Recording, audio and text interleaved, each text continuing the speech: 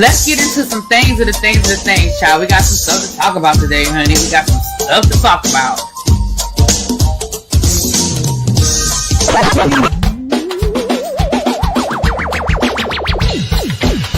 Hit that like button. If you are new here, go ahead and hit that subscribe button. We have a great time over here. You meant what you said when you said it. Really be expected, because I'll be understanding y'all sometimes. And when y'all know when I say y'all, you know I ain't talking about y'all. I'm talking about y'all. Fits me that all these people that got something to say have been actively involved in the political process in their world. I don't believe it. You ain't gonna convince me. I know y'all love me.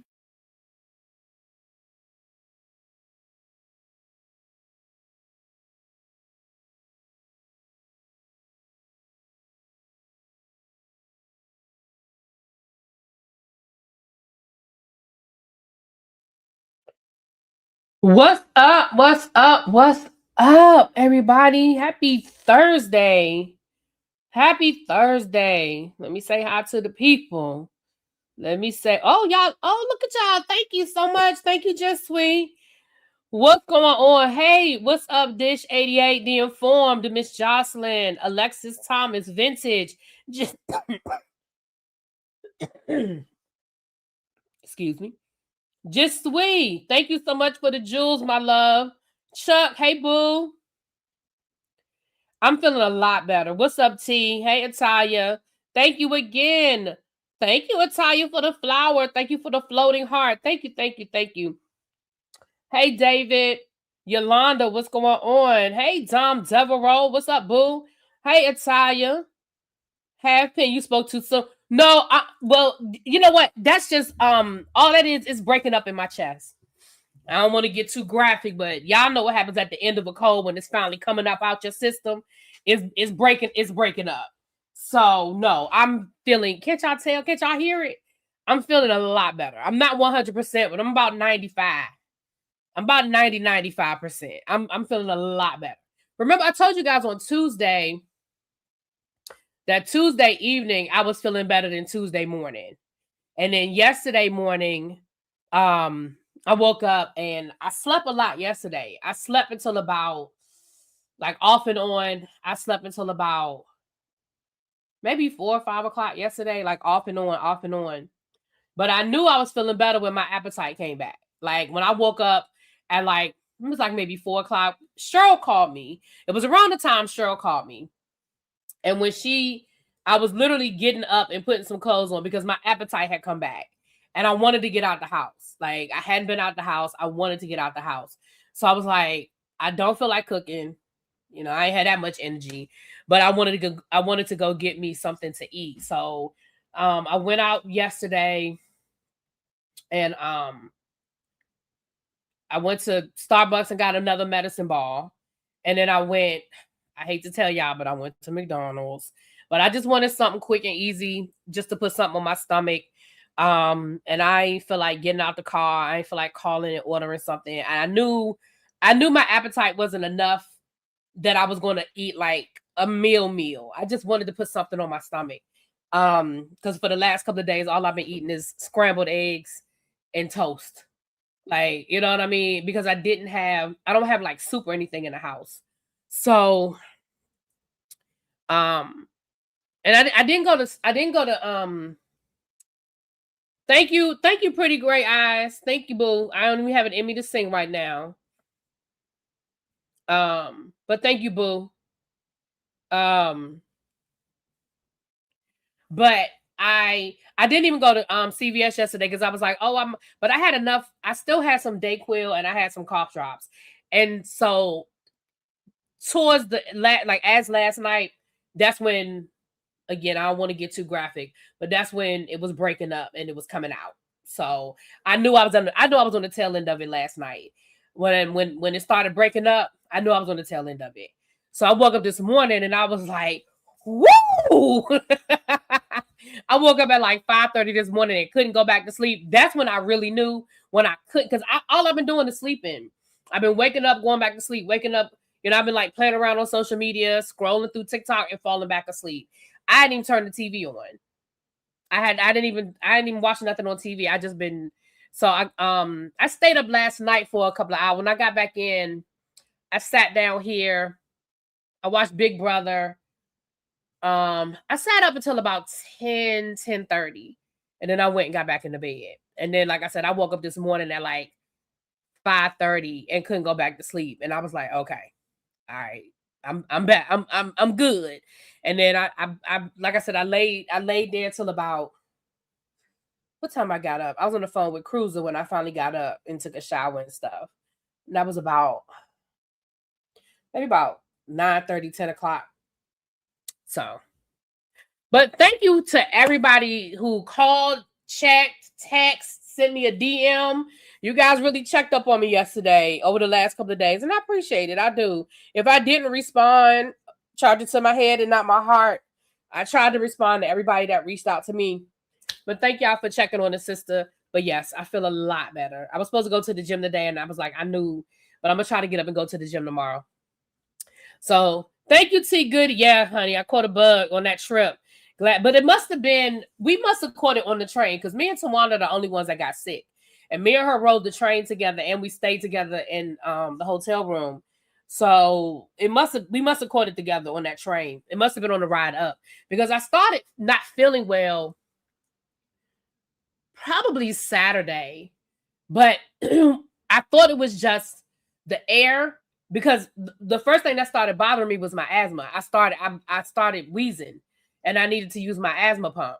That was the first thing that affected me. I wasn't coughing and sneezing or anything like that until like Sunday evening. That's when my nose started running real bad and I was sneezing and all of that. That was Sunday evening. And then Monday, baby, I was just done. I was gone. I was out. So it must have been on that trip. Thank you, Yolanda. Just needed some photosynthesize. I needed to photosynthesize. Thank you. Who got the membership, y'all? Thank you for the. Oh, okay. Just Sweet got it. Mwah. Thank you, KDK. Congratulations, Just Sweet. All right, Miss Baythang. That just made your day. I'm glad. I was going to do a members only this week, y'all, but give me some time to get it done.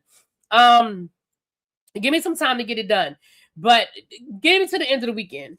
We're still going to do a members only because I wanted to do one this week with you guys. This Thursday has been shit. I drove 128 miles to take a client to a corrections evaluation. On the way back, my windshield was cracked by a rock. Oh no, Chuck. Oh. See if your insurance will cover it. I have windshield on my insurance.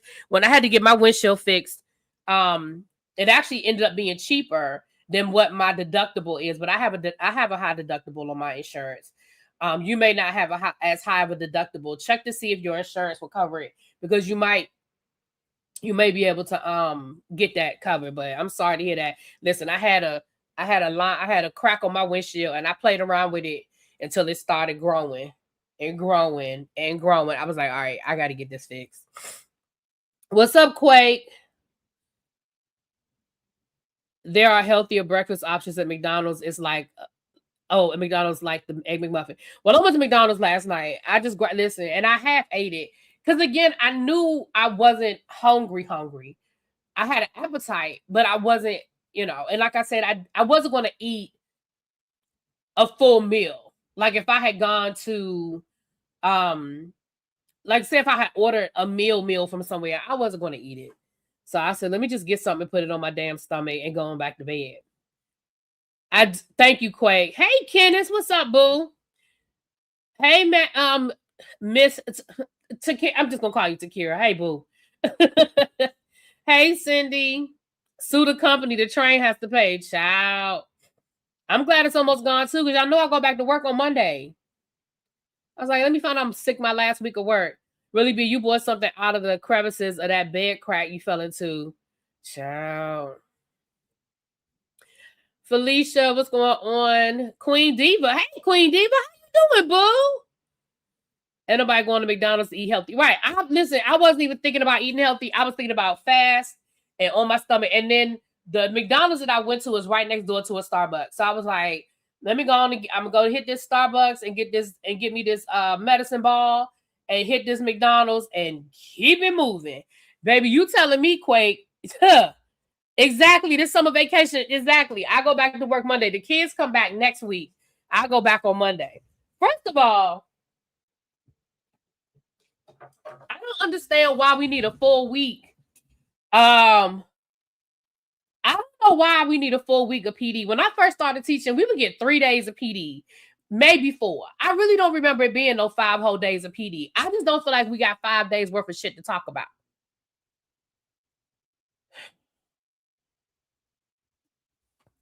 I just don't feel like we got 5 days.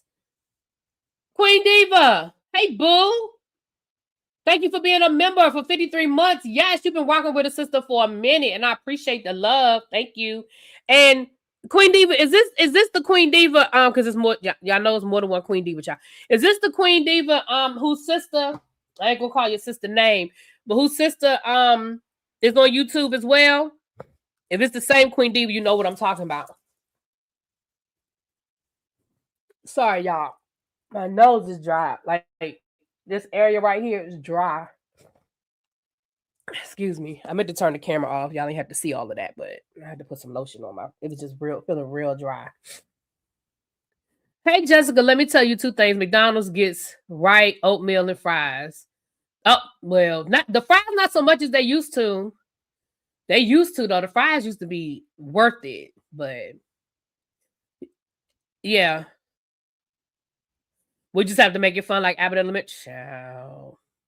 Let me tell y'all something. Yes, okay.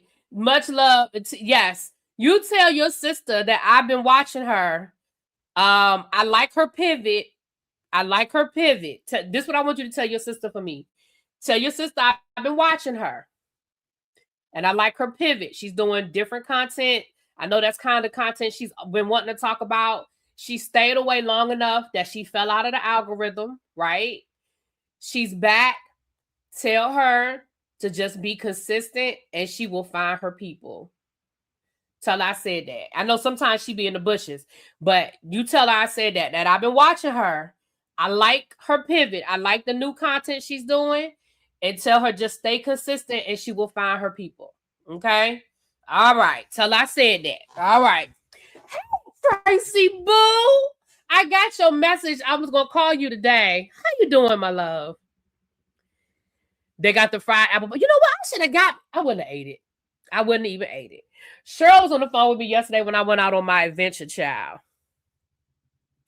Why is school in August? This is injustice, child. Listen, it's 180 days. Like I tell people all the time, for the teachers who are already back at work, they're the ones that got out before us. They're the ones that were already on summer break, posting their videos about being on summer break when I was still going to work. Remember what I told y'all?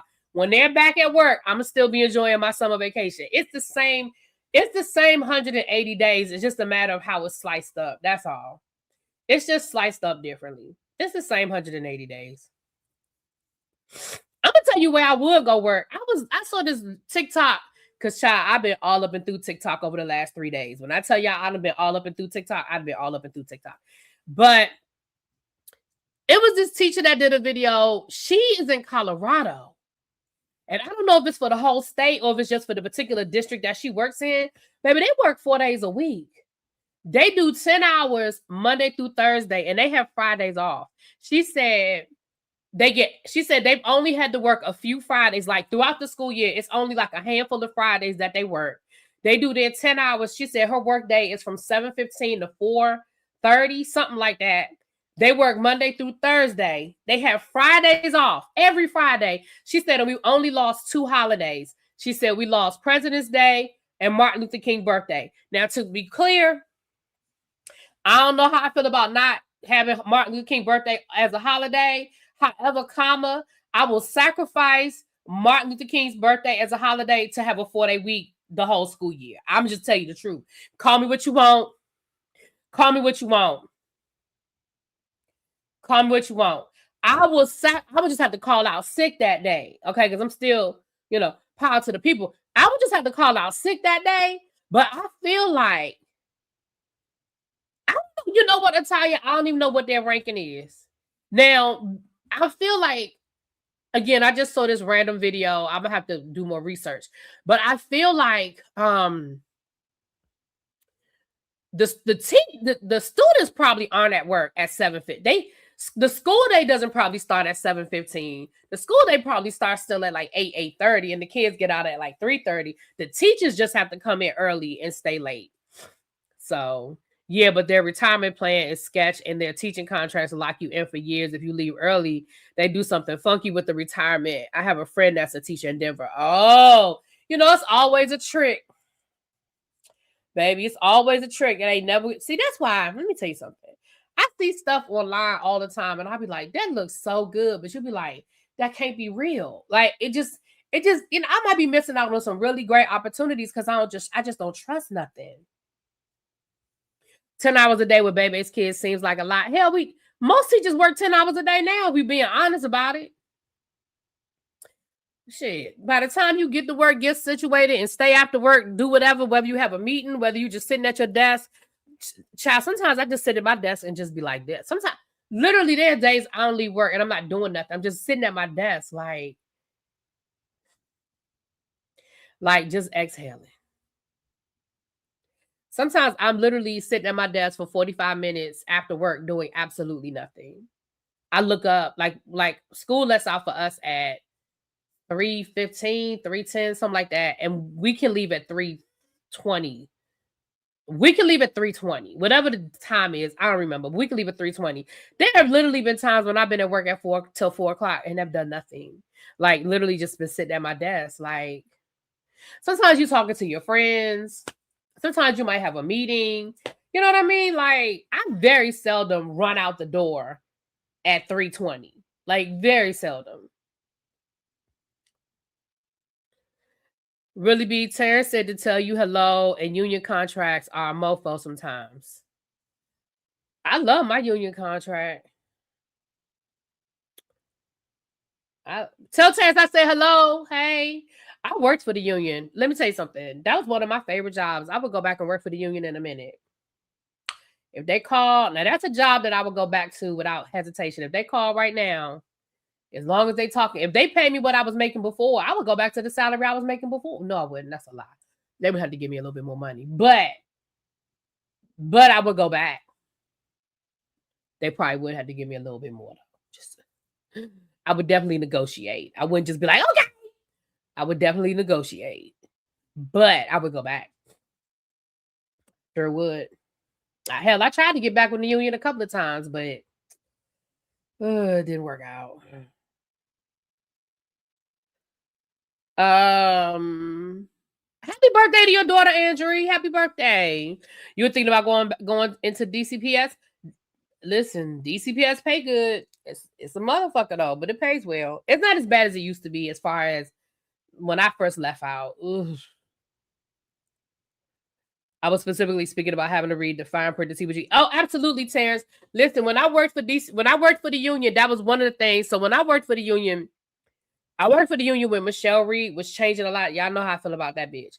But when she was changing a lot of stuff, and we kept telling people, first we told people not to vote for the new contract. We told them, do not vote for the contract. It's not a good contract. Do not vote for it.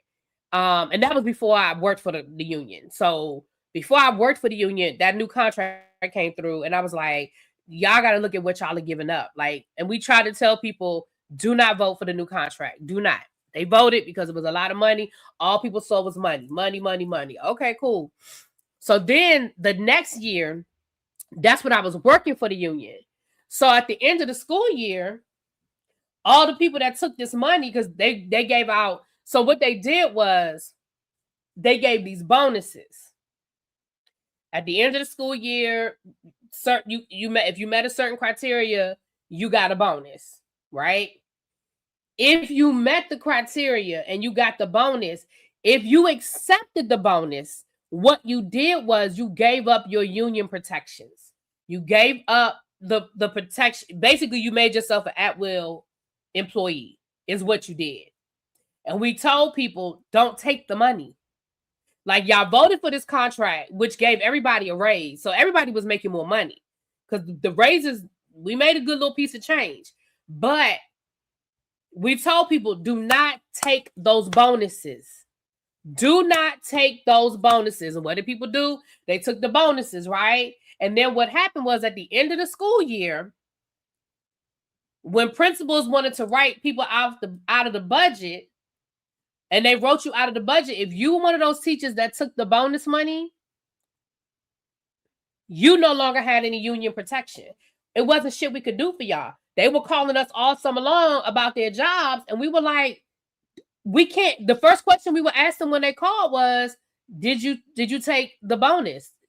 Were you one of the, I forgot what their name was, but whatever then if they took the money, they were under a certain, they had a certain class or whatever. And that was the first question we said was, how did you take the money? And with the ones who said they took the money, we were like, there's nothing we can do for you. Because what happened was, I'm boring y'all with all of this. I'm sorry, but let me say this real quick and I'm gonna be done. Under the old union contract, if you got written out of the budget, DCPS was obligated to find you a position. So you might have been written out of the budget at school A. If you were a social studies teacher and school A said, we have too many social studies teachers, we're writing this position out, and you would have one that was written out and went by tenure. So if you had the least amount of tenure in your building, you would have one that was written out of the budget. Well, under the old contract, DCPS would just send you to another school. They were obligated to that was part of the contract. You would find another job. We just didn't know where it was going to be. You could be at a school on the other side of town. You could be at a better school or worse school. As long as it was within your area of certification, you were going to be moved. Under the new contract, they changed the rules. If you got written out of your school's budget, the only thing that DCPS was obligated to do, they were obligated to have job fairs where you could go and apply. Now, you were free to apply for any position that was available in your area of certification. And you could go to these job fairs. But if you didn't get a job by the end of the summer, oh well. And so for the teachers that didn't take the bonus money, we could help them. Like, oh, absolutely not. They didn't take the bonus money. Therefore, you're still obligated to find them a position. For the teachers that took the bonus money, you better get on the phone. You better call your friends. You better call principals. You on the market. You are applying for a job. You have essentially been fired. And they had until the end of whatever the last day of the summer was. They had until school started to find a position. If they didn't find a position, then basically they were terminated. But again, these people were like, well, we earned that money. Okay. But you earned the bonus over here and lost your job over here. Because what they were doing was they were setting people up. So the people that, you might have been, they might have given you the bonus money. I forgot what they were called, y'all. My DCPS people, y'all remember, and they were honored at the Kennedy Center. They had this big award ceremony for those teachers. They had them at the Kennedy Center. They called their name. They had this big gala. Oh, it was beautiful. Oh, it was done up. And they got like $10,000. Great. Good. Sure. Take it. But a lot of those same people, the very next year, were written out of the budget. Because principals knew, oh, you don't have any protection. And it could be for any reason. They didn't have to give any reason. Just, we no longer need this position at this building. Are you ready for the NFL season? And how do you feel about the Commanders signing Stephon Diggs? DeMarcus, I'm going to answer your question. Thank you for the super chat. But we are not talking about football. Yes, I'm ready for the football season. Yes, I reviewed Raising Kanan episode 8. I did it on Monday. And I love the fact that we have Stephon Diggs. They say he's looking really good in camp. He's meshing well with Daniels and Terry. So yes, and yes. Basically, you're right. It was basically their severance package. So I remember arguing with this lady. This lady told me point blank. She said, I earned that money. That was my money. I said, okay. But now you want me to do something I can't do. You want me to fight for a job that you don't have anymore because you took the money. Like, I don't know what to tell you. I'm sorry. You know what I mean? I don't know what to tell you.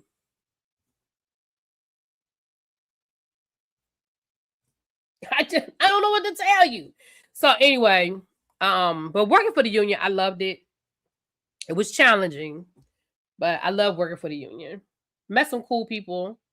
Like I said, I would go back. That's one of the jobs I would absolutely go back to in a minute. In a minute. But yeah, so anyway, well, I think people didn't believe it, right? People didn't believe when we were telling people, listen, this is what this is saying, this is what is people didn't believe it. But you know what they say, a hard head make a soft behind.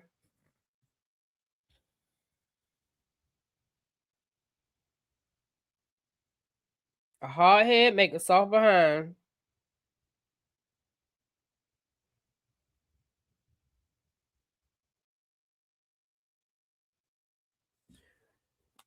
Thank you. Thank you for the jewels.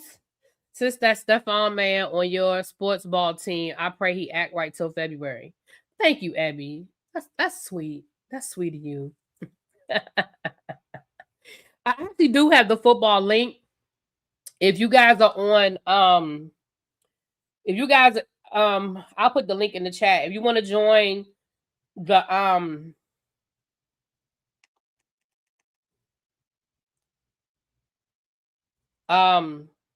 if you want to join the football league, it is, I'm sorry, y'all. I'm trying to get something for y'all. It is,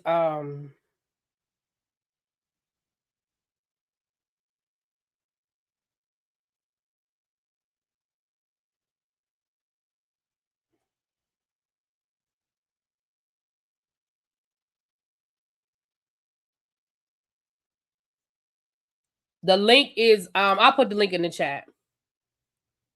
What message? You said, what you say? Hold on, Shay. Let me see. Let me scroll back up. I did say you said something, but I didn't read it. Hold on, boo. I was talking. Can I rejoin the union? What you mean? What do you mean, can I rejoin the union? I don't understand your question. What's up, Shay? Why everyone be trying to reach you and you on live? When did you try to reach me? You tried to call me? I don't have no call from you. Oh, shut up. Now I'm gonna have to put you out. Hopefully the Commanders go 10-7 this season. I want us to go more than 10-7. Shit. Reach for the stars. Hey, what's up, nephew? I had so much fun hanging out with my nephew this weekend.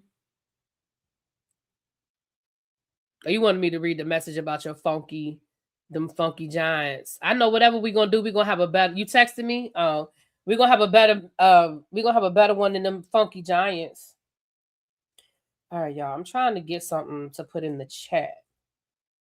It's not. Why is it not?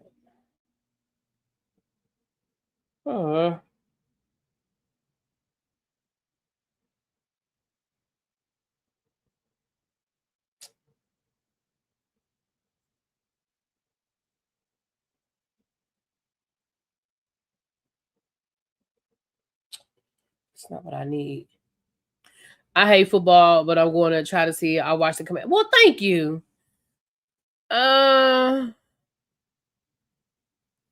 Fantasy Football League link. Thank you, Tracy.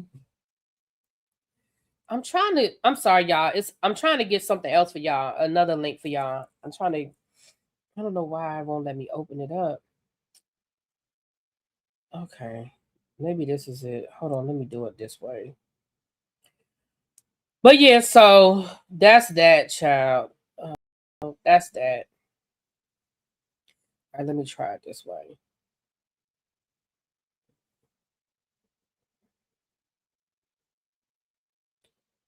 Okay, that's not working either. Okay.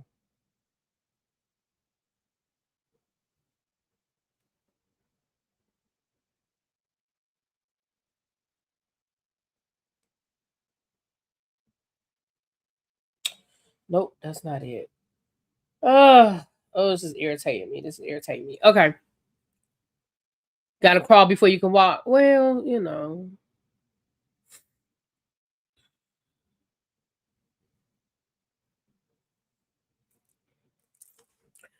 Is that the right link? I hope that's the link. I saw some of y'all, like Treese is in the league again. I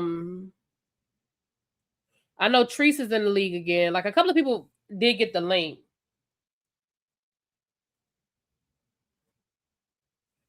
Okay. All right, let me get back into this because I'm trying to get something for y'all, but this is not working. I'm gonna have to figure out another way to do this.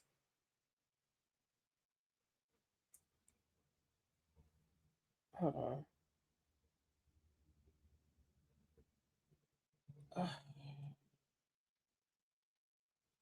Let me try it this way. I'm sorry, y'all. Let me try this one more time.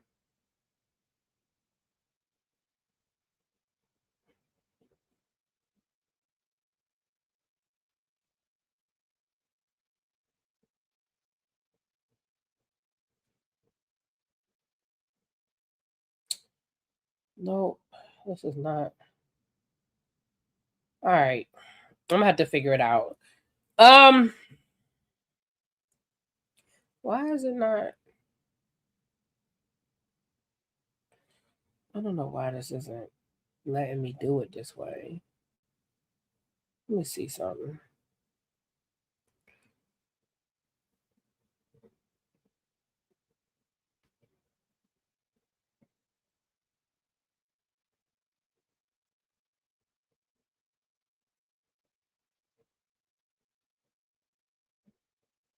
Okay. All right. I got this. But this is not what I need. Hold on. Let me see.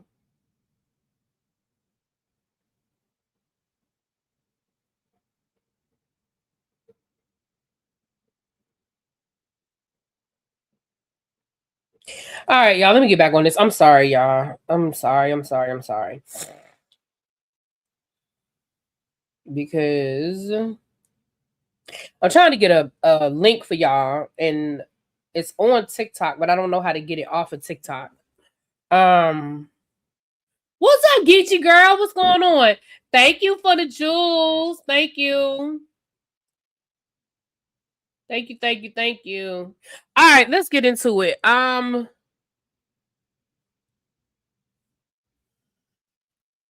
Lord, not the Powerball. Okay, that's the link that works. Okay, thanks, Tracy. All right, y'all, give me one more second. Let me try one more thing. Because I really want to get this link. Oh, I don't understand why this won't work for me. Let me try this one more time. CHILDRESS school wish list 2026. Did it come up? Is this it?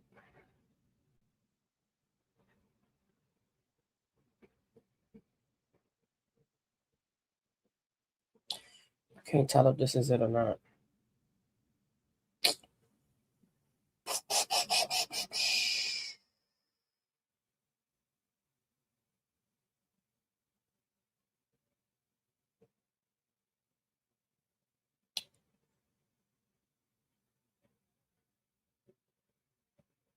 Let me see something.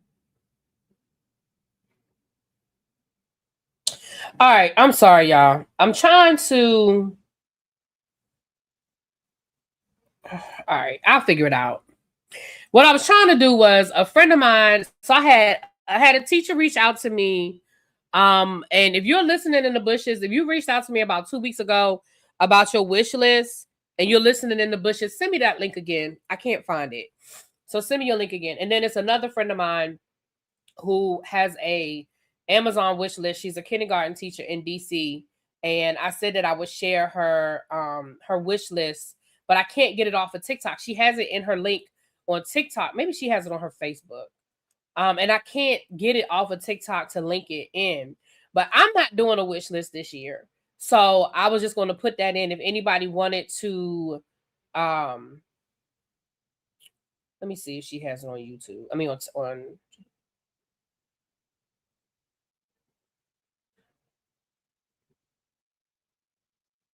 let me see.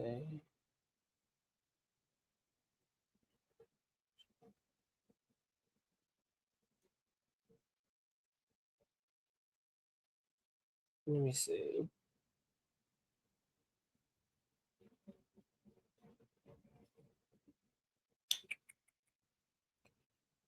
Okay. I see what. Okay. I see what she has the video. Let me just text her. Okay. Let me just text her. All right. Tree said.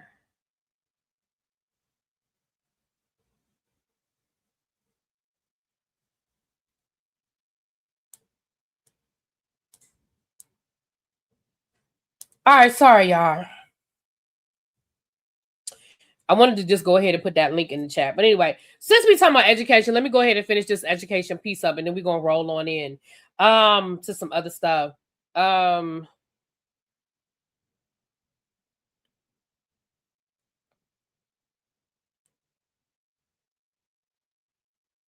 No, not that link. Not that link, y'all. The wish list link that I'm trying to get off of my friend's TikTok.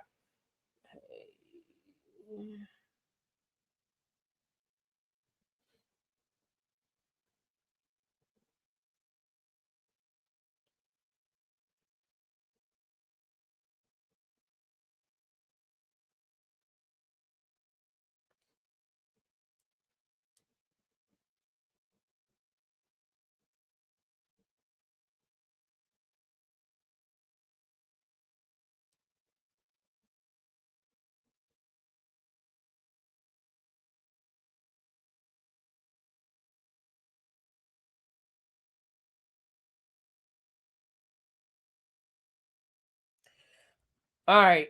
Okay. Anyway, sorry about that, y'all. Sorry. I just wanted to get that. With that being said, Tracy, I'm sending it to you now.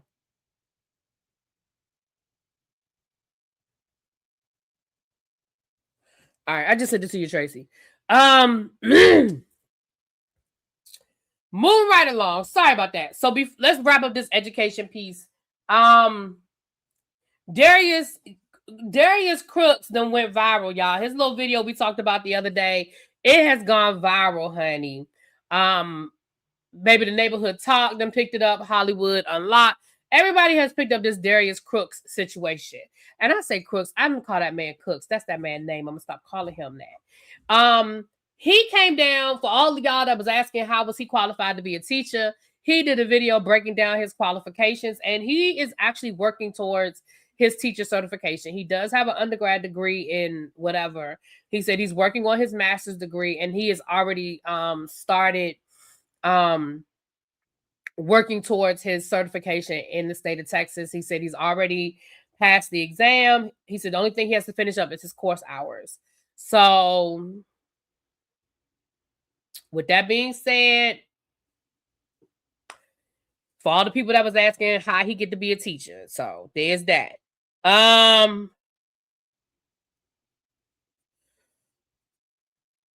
Houston. Oh, how you do it? Oh, here it is, y'all. Tracy was able to get it. She put it in the chat. How did you do it? I'm gonna have to call. You had to call me because I could not.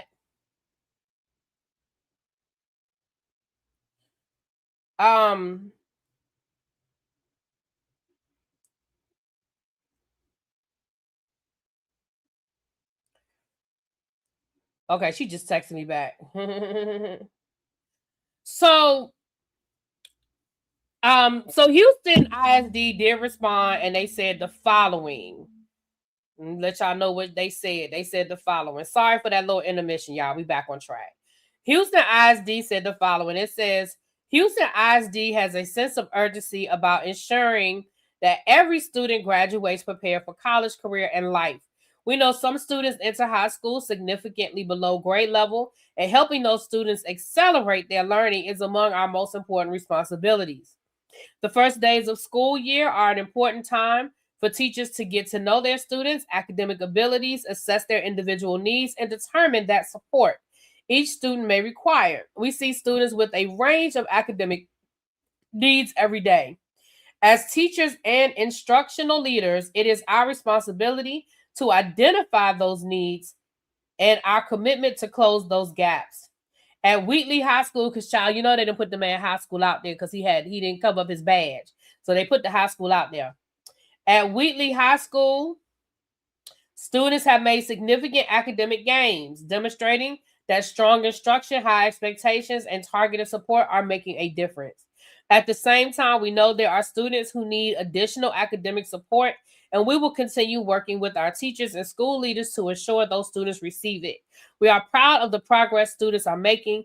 Our work continues until every student is prepared for the future. So that is what their response was.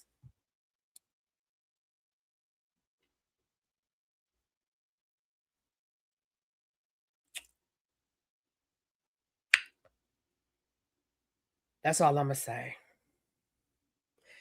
I'm sure he got pulled into the office, especially after that thing went viral. I'm sure he got pulled into the office. I'm sure there was some, hey,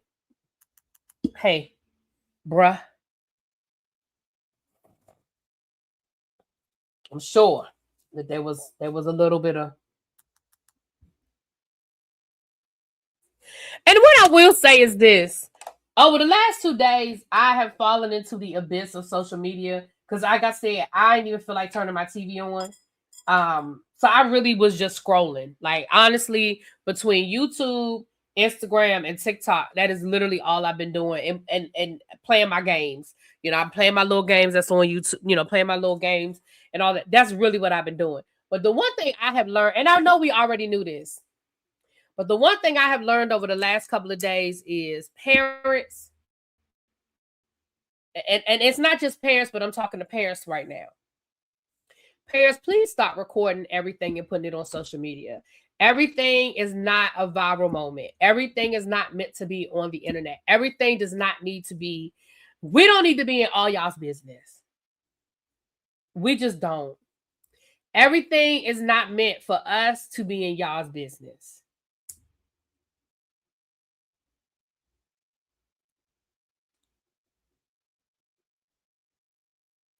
Everything is not. I've seen so many videos over the last 2 days. And I was like, why would you post this? Why would you put this on the internet? Like, we really have to get away from looking for validation from social media. Like, we've got to stop. Hold on, y'all.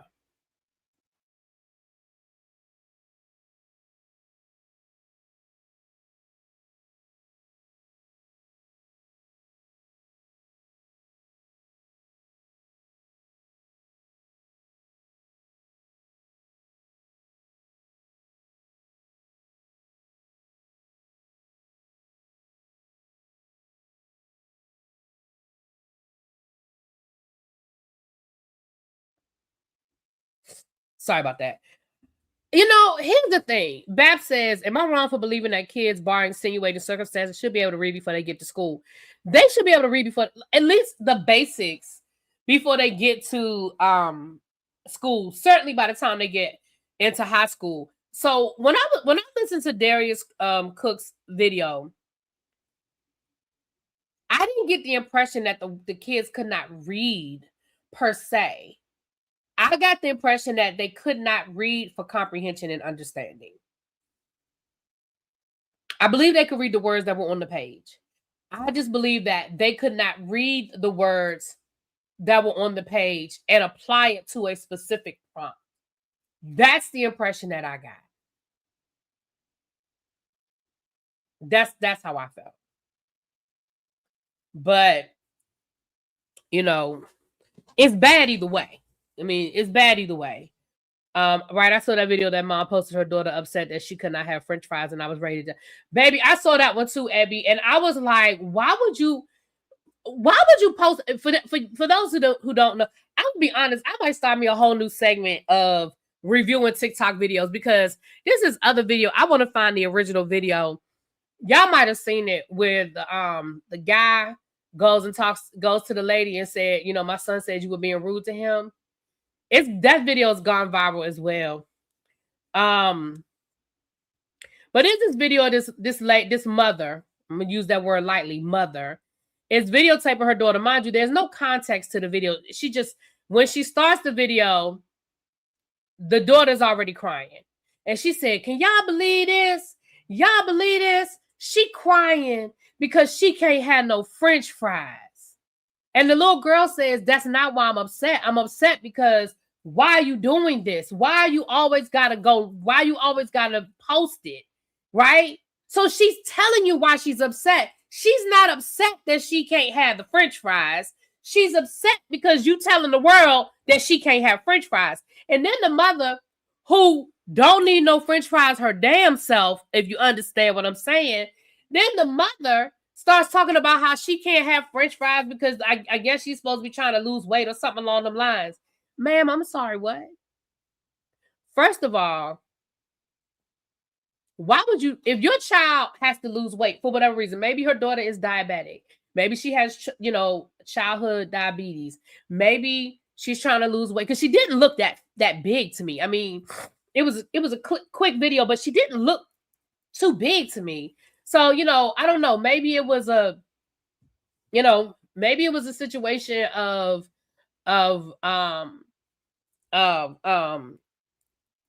she was trying to lose weight to get on a sports team or something. But why would you take her somewhere like that then? If your daughter has to lose weight and she shouldn't be eating certain foods, why are you taking her somewhere like that? Why not take her to get a salad? Why aren't you cooking at home?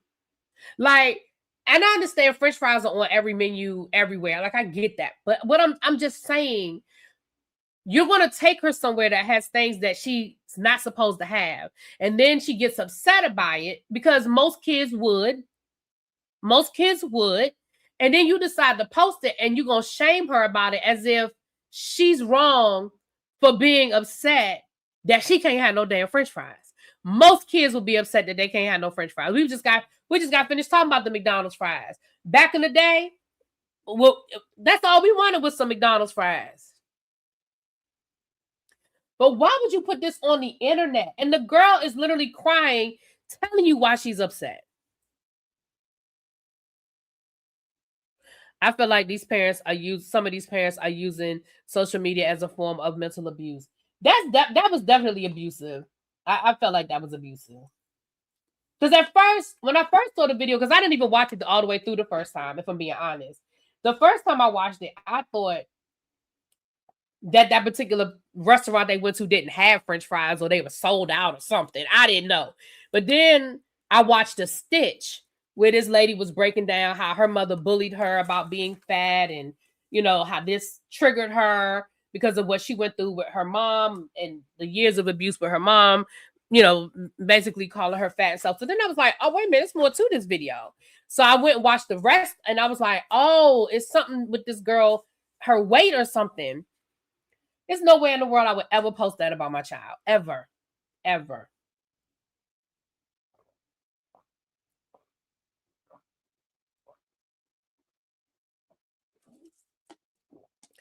Ever. What's up, Angela? Hey, little baby. I feel bad for the girl because none of that was our business. Right.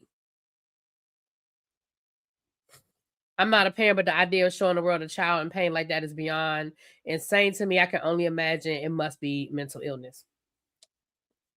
Something. And the mother looked like she was really getting pleasure out of it too. If y'all found the video, send it to me. I'll show it to y'all. Of course, now it'll never come up in my algorithm.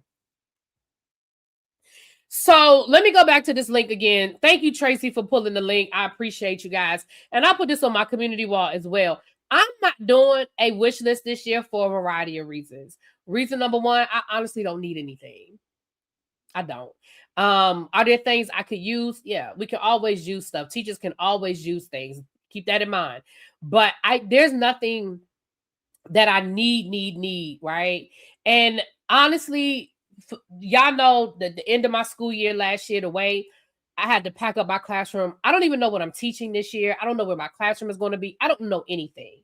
So I didn't I didn't do a wish list because there's really just not anything that I need. However, I did want to support other teachers. So if you guys want to, I'm not asking you to, I'm not making you do it, if you want to bless a teacher, this is somebody that I know very well. Okay.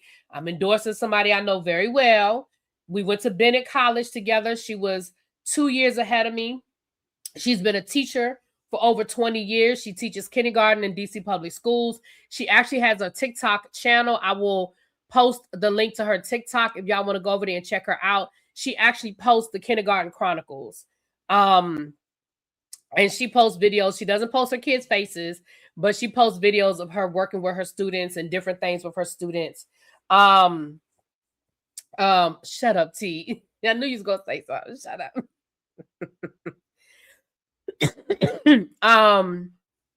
She check my IG. Okay. She oh,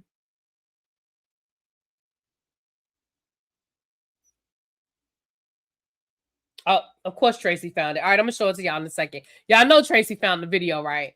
So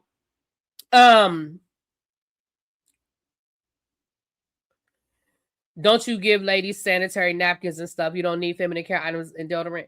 I mean, yes. I mean, I could always use that kind of stuff. Yeah. I mean, I could always use that kind of stuff.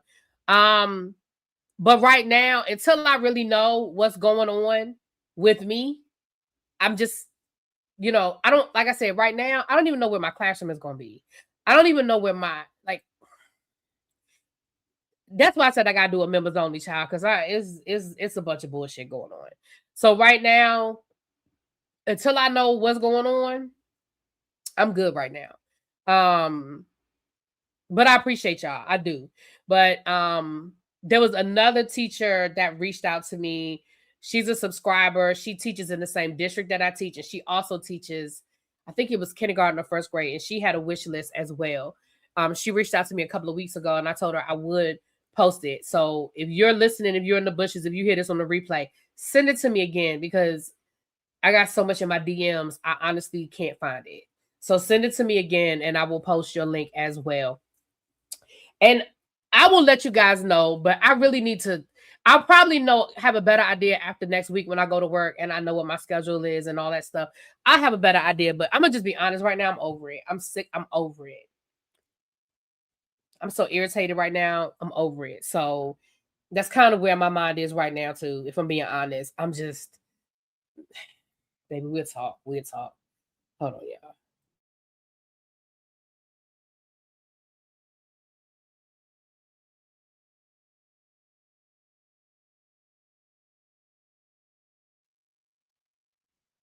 But anyway, so if y'all want to bless a teacher, by all means, click that link and buy something off of her,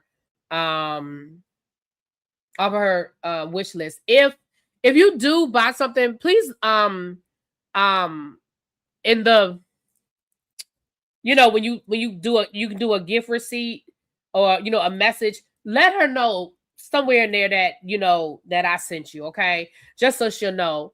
And again, nobody has to do anything, but if you want to bless a teacher, by all means, please bless her. Hey, really, hope everything works out for your wish list as a fellow teacher. I'm sorry for the beginning of the year confusion, girl. Thank you. It's a mess.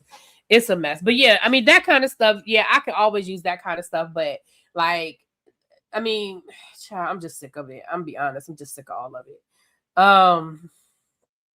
Anyway, child, don't even get me going down that road again, child. All right, let's get into some of these other things, honey. Let's get into it. I've been running my mouth. Child, been running my mouth for an hour, and we ain't talked about nothing. We ain't talked about nothing. All right.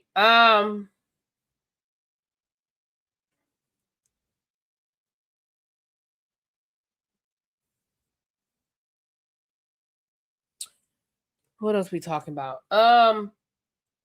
Okay. The Real Housewives of Beverly Hills news. I told you guys the other night that Marcellus. Oh, I have the video here. Okay, hold on. Let's do this before I get into this, before I forget. So this is the video we were talking about. Why are you always my daughter sitting here crying because she cannot have French fries? You're irritated. I mean, keep doing that on purpose for no reason. While we in the restaurant, she's crying because she's not allowed to get French fries when I already allow her to get soda. Tell me this is not crazy. She not even supposed to have soda. I said, no French fries, because you do this every day. We're not doing this no more. And she is pissed off. Then she says she don't want anything in here. She wants to eat when she get home. And we at the daggone restaurant. She's showing her ass today. Even me at 200 pounds when I was 11 years old, 10 years old, in the 6th grade, I didn't even cry. When my mother said, oh, you can't eat this, I said, okay. I was happy just to eat a cheeseburger from McDonald's because we never could have it. And when she said, no, you can't have it today, I said, oh, okay. I'll just eat the leftovers at the table. And I was good. Now I have to deal with this. This is too much.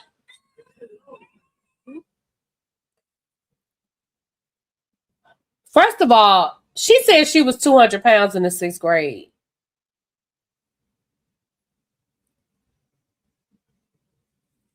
Ma'am, she said she was 200 pounds in the 6th grade. So this was the response, because of course the internet has been tearing her ass up. And I haven't seen this response, but the internet has been tearing her ass up. So here we go. Hey guys, I've been told to put down, fuss, and everybody coming to my inbox telling me what I should and should not do to my kids. And look, I'm gonna put it like this: I still stand on my shit. I don't need nobody to tell me what I should and should not do with my kids. I raised all 5 of my children by my fucking self. I provided them a big ass fucking house, a mansion, motherfucking cars, clothes, whatever they needed. I ain't never not gave my children something they needed.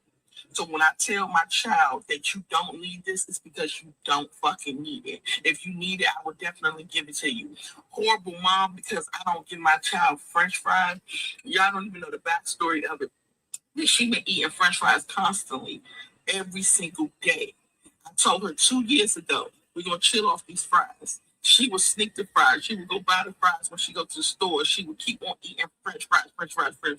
If I sit and allow my child to eat saturated fat, carbohydrates, all types of shit, sugar, potatoes turn to sugar in your bloodstream. If I sit there and allow that to happen, knowing diabetes and high blood pressure running my family, then what am I doing to my child?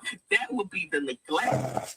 Not me telling her, no, I want you to be healthy. I want you to be bigger and better than me. I don't want you to be big like me. Y'all keep talking about my weight because I'm big. Y'all see that I'm big like that. So y'all look at it. Oh, she's big. Y'all don't even know how fucking big I am.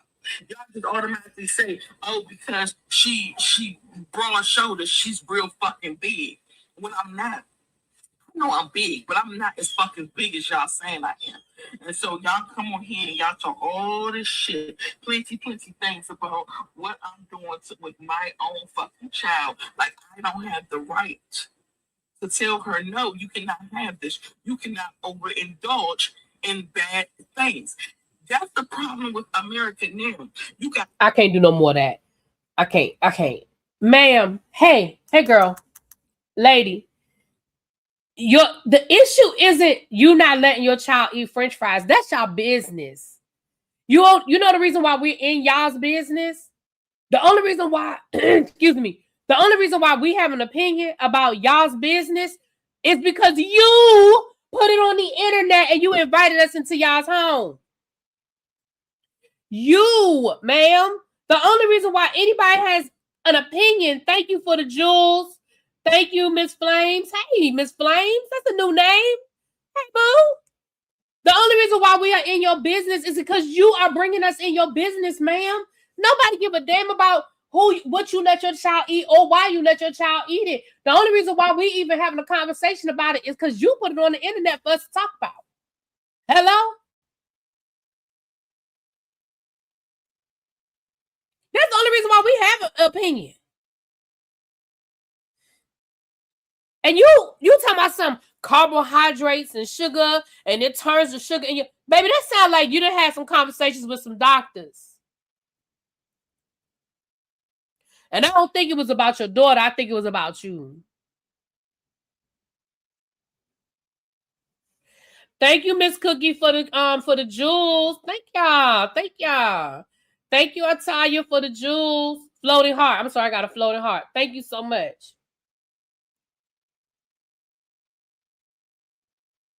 I bet she made a similar video in the past that went viral and became addicted to the attention. She appears to be someone who never received attention and will now do anything for it. Hashtag therapy, girl.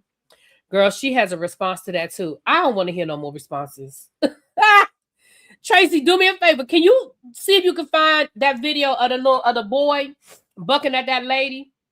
You know what video I'm talking about? Or Abby? I know you've seen it. Abby, one of my TikTok people. Y'all know the video I'm talking about with that that the father goes to the lady's house and says, you know, my son said you were being rude to him. That whole thing. The video's gone viral, but I want to know if y'all can find it, because I wanted to talk about that too.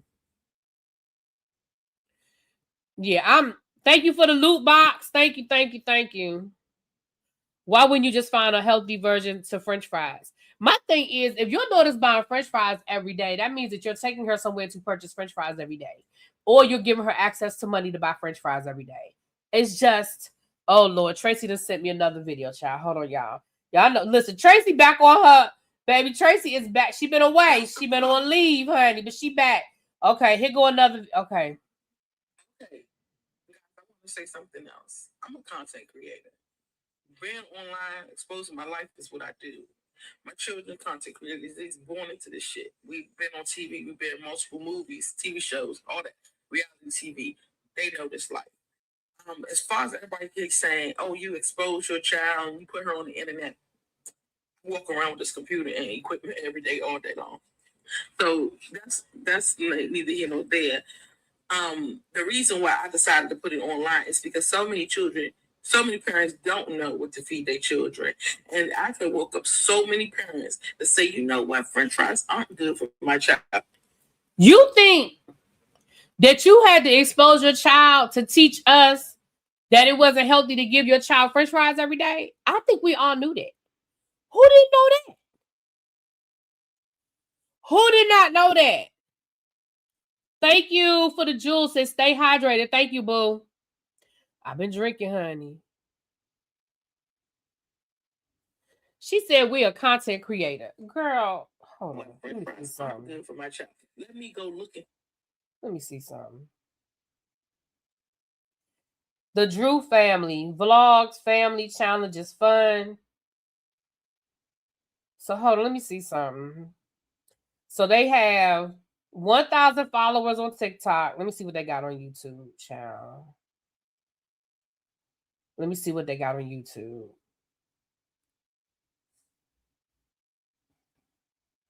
They got 500 subscribers on YouTube. Hold on, let me see here. Okay, let me go to her Instagram. Let's see what's on Instagram. She got 1,900 followers on Instagram. Okay, let me see here. And that's all you got on here. Okay, hold on. Got another Instagram. Okay, this one say Heaven. I don't know who Heaven is, but I guess that's one of your daughters or something. And y'all got 700 followers. Ma'am, come here. Come here, baby. Come here. Let me tell you something. Let me say something. You're not a content creator.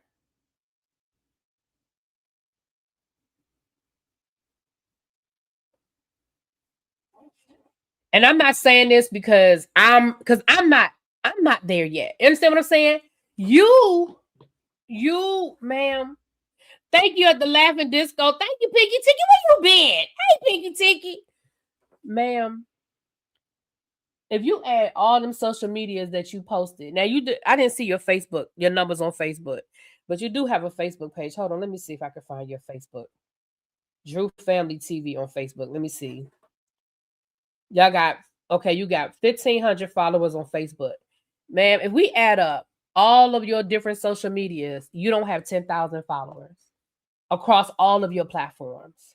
And I'm not saying that because I'm there, because I ain't there yet. The day that I can quit my job and do this full time, that's when I'll call myself a content creator. Ma'am,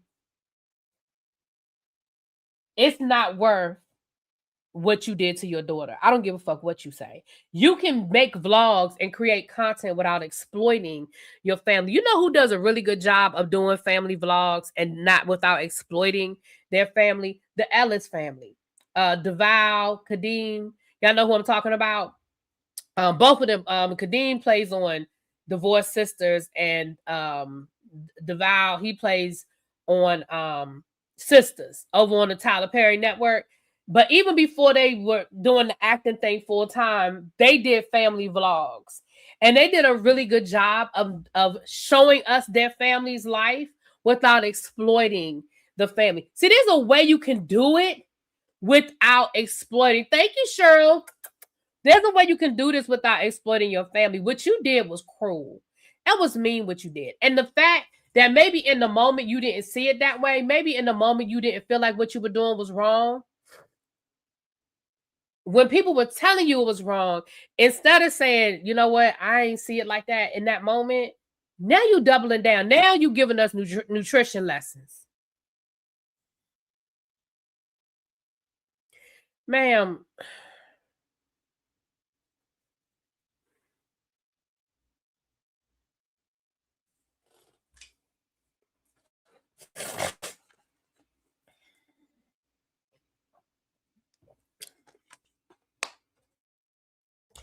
anyway, I don't have the energy for her. Let's move right along. Down to the Real Housewives of Beverly Hills. I told y'all the other day that Marcellus Wiley, what's his name? Marcellus Wiley, all the charges were dropped against him in the DV case against his wife. Well, his wife has come down here to talk to us and tell us what the dealio is and why the charges were dropped and what's going on. According to her,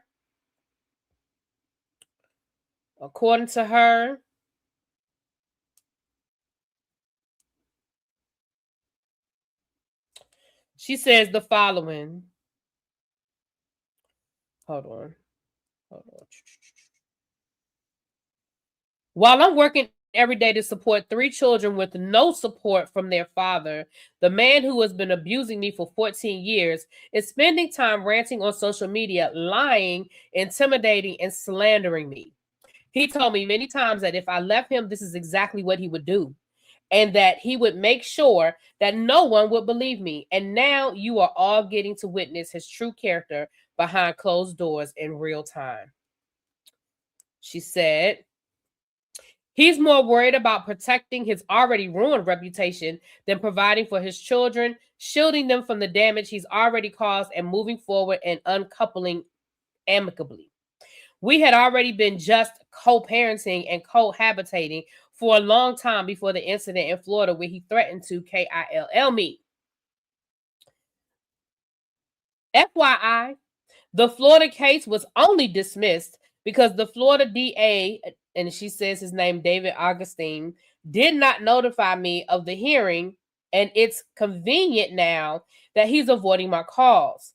Seems like they like to protect football players down there. It does not change the fact that he threatened to kill me. She said it don't change the fact that he did it. Now, that's what she said. Or that I'm finally escaping 14 years of abuse.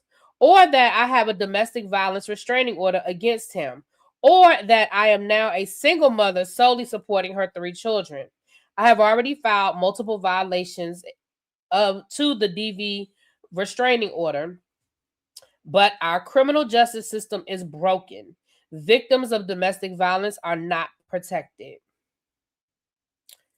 Listen, I don't know what happened in that house down to the Florida. I don't know. But what I do know,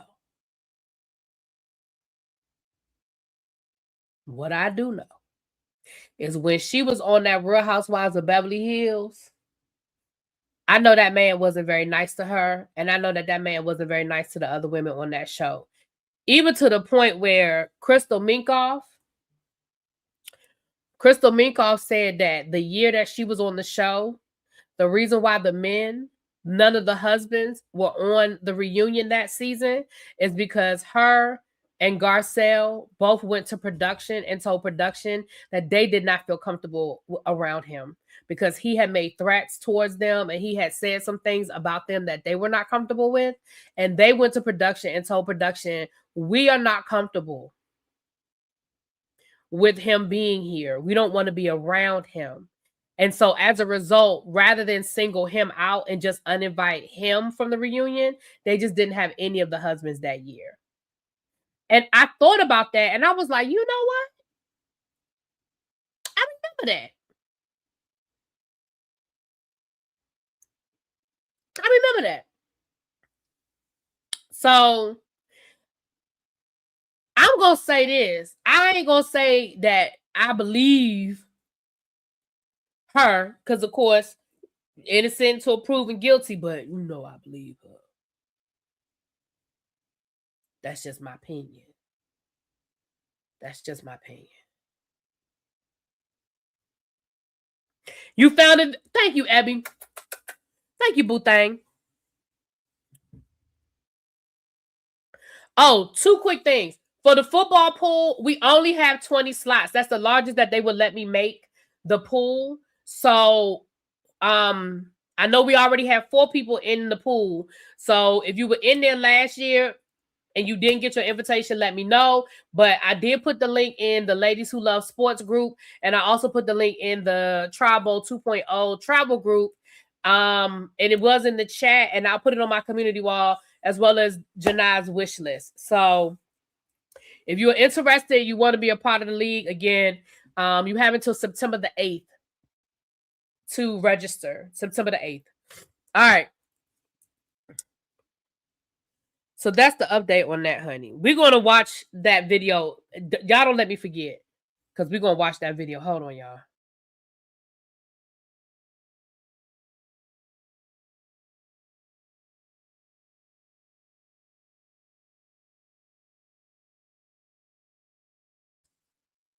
Okay.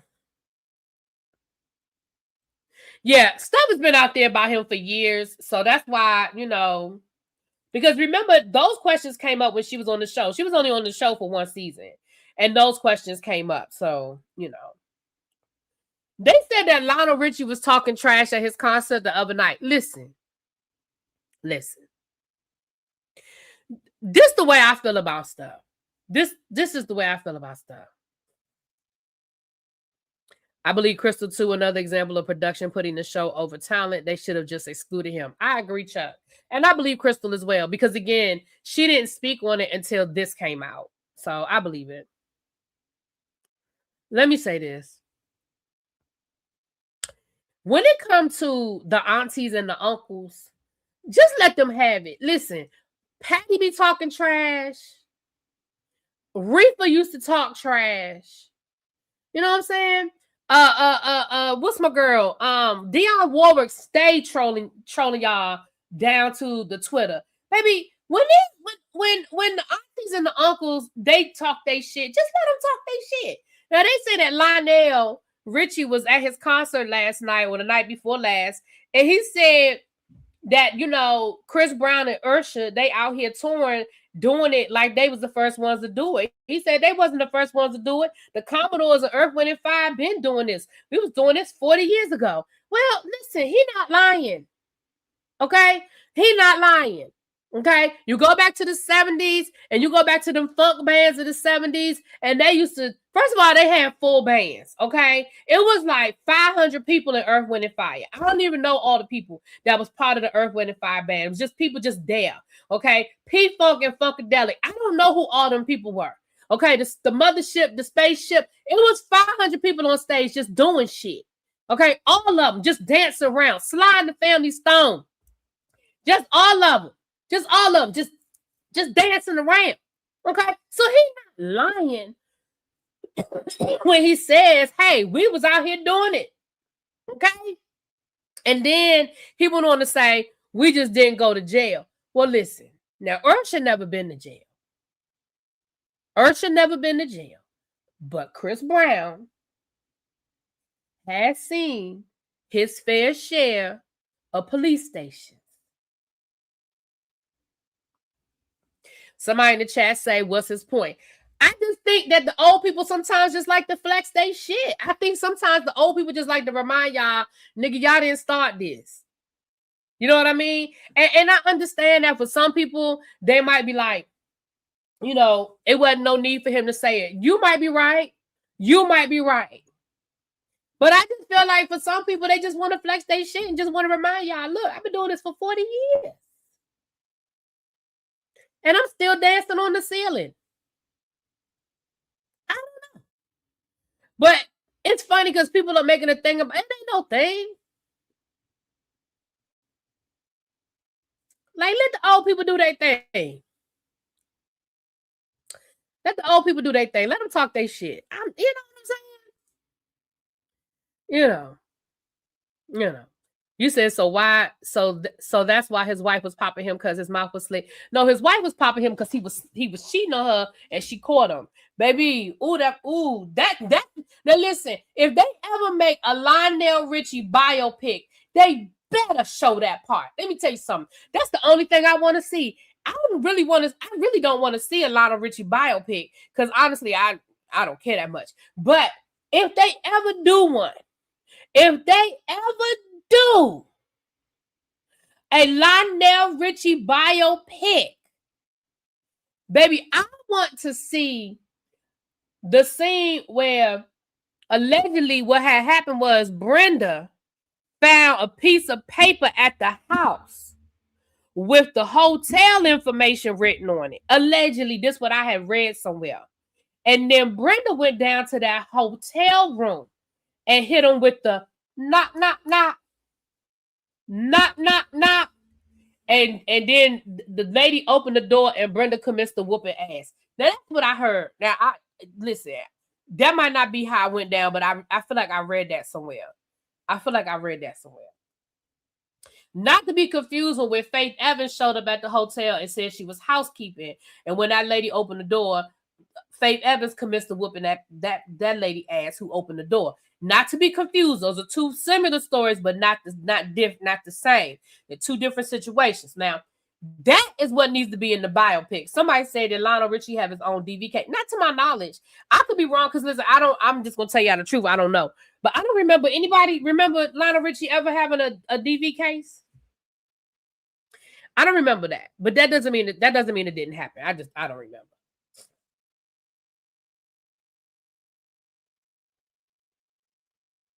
Yeah, Brenda whooped his tail. Yeah. Mm-hmm. And let me tell you something. And Brenda whooped his tail. Brenda got her divorce, and we ain't heard from her since.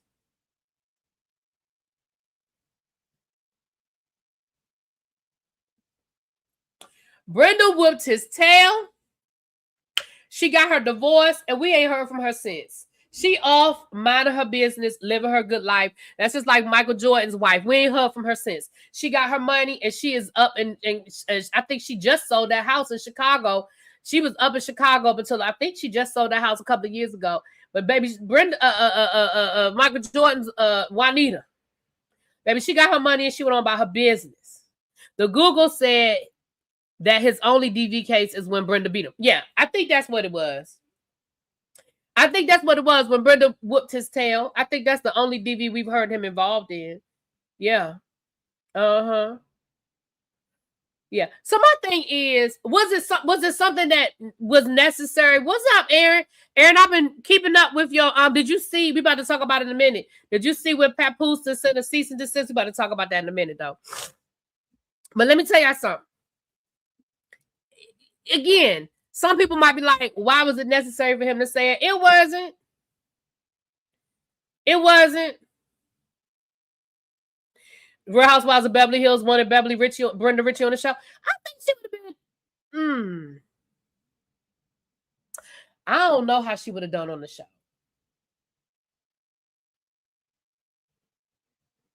I don't know.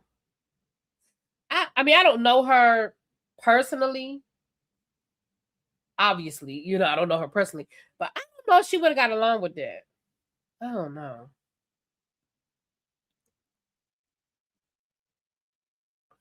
There's a girl that breaks down black celebrity marriages on IG. The way she tells the story will have you on the edge of it. Y'all know I love my girl. Ashley, is it Ashley Say So? I love I love her storytelling. Brenda Ritchie and Kathy Hilton are best friends. Okay, I can see, and that's what I was gonna say. I don't know who she rolled with.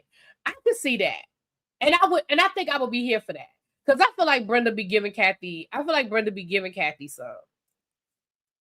I think I could go for that. I could go for that. Brenda Ritchie got an Instagram. Hold on. Let me go follow her down to the Instagram. Hold on. Hold on. Let me go on over to my Instagram and follow her. Is it Brenda Ritchie? Hold on. Let me see. Brenda BrendaRitt. Does she still go by Ritchie?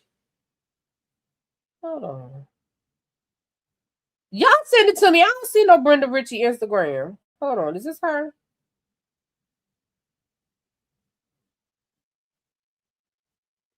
Oh, here it is right here. I found it. I found her. I found her.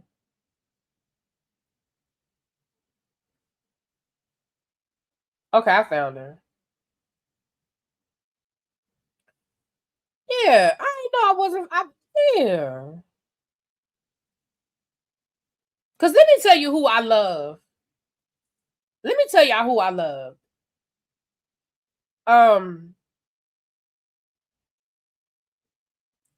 That damn Nicole. When I tell you that Nicole Richie makes me giggle, I found Nicole Richie to be absolutely hilarious. I find Nicole Richie to be absolutely hilarious. Yeah, Brenda's Nicole mama. I'm just saying. Anyway. All right, y'all.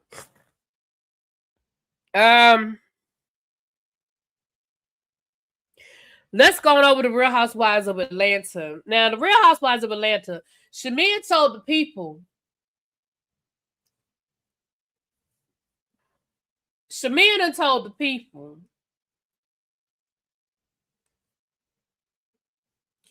that one of them ladies tried to fight her in real time, like really tried to put the pause on her. Now, that's what Shamia done told the people. Now, hold on.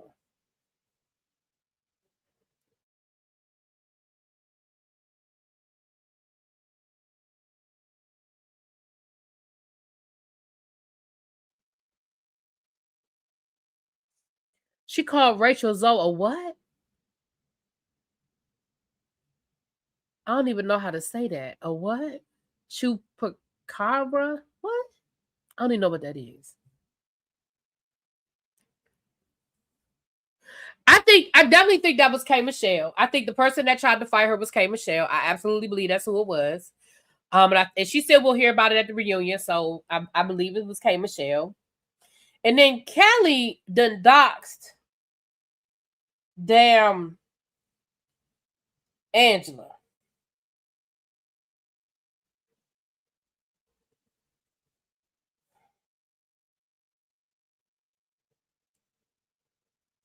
Kelly done doxed Angela. Kelly done posted Angela government name, her address, because she said that you worried about me and my finances. Your house was in pre-foreclosure. She posted the actual house to show that it was their chupacabra. I don't even know what's that. Chupacabra. Chupacabra. I don't know what that is. Tell me what that is. I never heard of that before. Chupacabra. Chupacabra. Yeah, I don't know what that is. Hold on. Tracy done sent it to me. She done Googled it. A legendary cryptic in the Americans known attacking livestock and draining their blood. Lord, y'all be teaching me. Y'all be learning me stuff that y'all be learning me stuff. I never heard of that before. I never knew what it was. And then it's a picture of it. Tracy done sent it to me. This a picture of it. That is an ugly thing. What the hell? That's what she called Rachel Zoe. Listen, bravo. Bravo. Bravo. If Brenda Ritchie called Rachel Zoe one of these, I need her on Beverly Hills. Whatever she asking for, give it to her.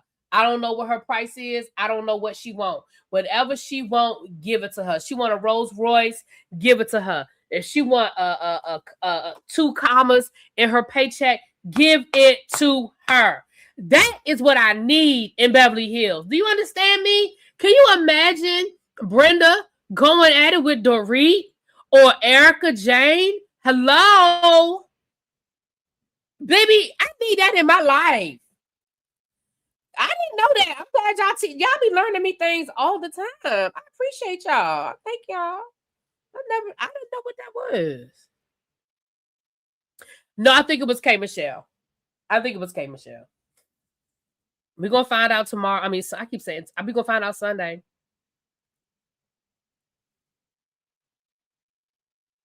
Yeah, I think Nicole Richie's blood mother, I think is related to Sheila E. Yeah, I think she's related to Sheila E. somehow. I think it was like Sheila E.'s cousin or somebody like that.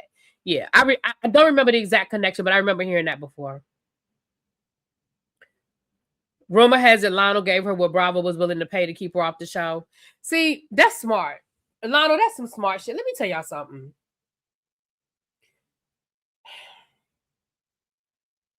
Some people are just smart. T-Pain, hold on. Remind me. Y'all remind me. Hold on. T-Pain. I want to come back to T-Pain. T-Pain. And then this other video. We got a lot to talk about. What time is it? Okay. Y'all remind me I want to come back to T-Pain. But some people are just freaking smart. Why do you think it was K Michelle who was trying to fight her? I just think it was K Michelle. I don't know. I just think it was K Michelle. Sheila E. is Nicole's biological father's sister. So she's her aunt. Okay. I knew they were connected. I didn't remember how. All right. Thank you, Lauren. Let me tell y'all something. That is smart. Okay. Let me tell you why it's smart. We've heard of people going to the court to keep their kids off of social media. Like, oh, well, if your mama gonna do reality television, I don't want you on reality television, right? But in this case, Lionel Richie really didn't have no leverage because Nicole was grown and been doing reality television, right? So there really was no leverage there. But if Lionel Richie went to Brenda and said, listen, whatever they're going to pay you, I will match it. Just don't do the show. I'm not mad at neither one of them. I'm not mad at neither one of them. I'm not mad at neither one of them. I ain't mad at Lionel for saying, because he already knows that that's what they're going to want to talk about. He already knows that if she go on a reality television, the thing that him and Brenda are most famous for are the fight and Nicole. So either they're going to be, that's what somebody, production is going to make them ask. So is it true? You and your ex-husband? Was it true? Listen, he already knew what the conversation was going to be. He ain't wrong. I ain't mad at him. And to be honest, for a first-year housewife, she wasn't going to get paid that much. That's his chump change. She probably was going to get paid maybe $300,000 for her first year as a housewife. Lionel Richie, he shits $300,000. You know what I'm saying? And if I was Brenda, I'd have took it too. Because I just made a quick lick and I don't have to do nothing. Okay.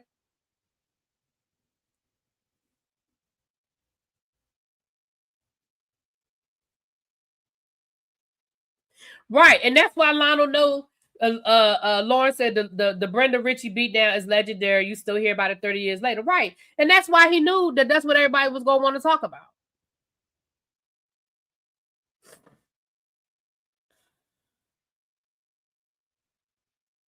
Yeah, Lionel ended up marrying that woman. Mm-hmm. And they had some kids together too. Mm-hmm. Right, Tracy. They would have had a DV awareness event, and yeah, and they would have asked her all sorts of questions. Child, oh, they'd have found a way to bring it out. Oh, that would absolutely. Baby, I remember when they talk. I remember when it was out too. Can you imagine? See, that's one of those things that because we didn't have the 24-hour news cycle that we have today, some of that got pushed under the rug. You know what I'm saying? Some of the stuff got, but we didn't know all the details like we know now. Right, Abby, give me $300,000 to stay home. Okay, all right. We'll tell him to come defecate 300 on my front lawn. Baby, listen, Terrence, I'll take it too. Baby, I'll take it too. You gonna pay me to not talk about you? No problem. Which, if that's true, which that tells me is they must not have had a clause in their divorce. Either that or that's expired because they've been divorced for a long time. So they may have had a non you know what I'm saying, for her not to talk about it, but it may no longer be a thing. Listen, okay, Kim. Okay, for 250,000, I might let him do that too. Shit. Okay.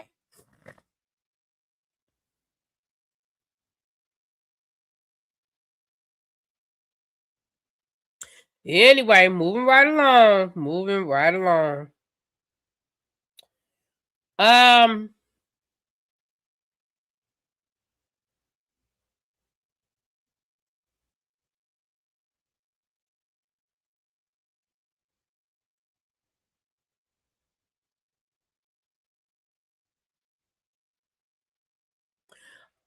All right. So that's Real Housewives of Atlanta.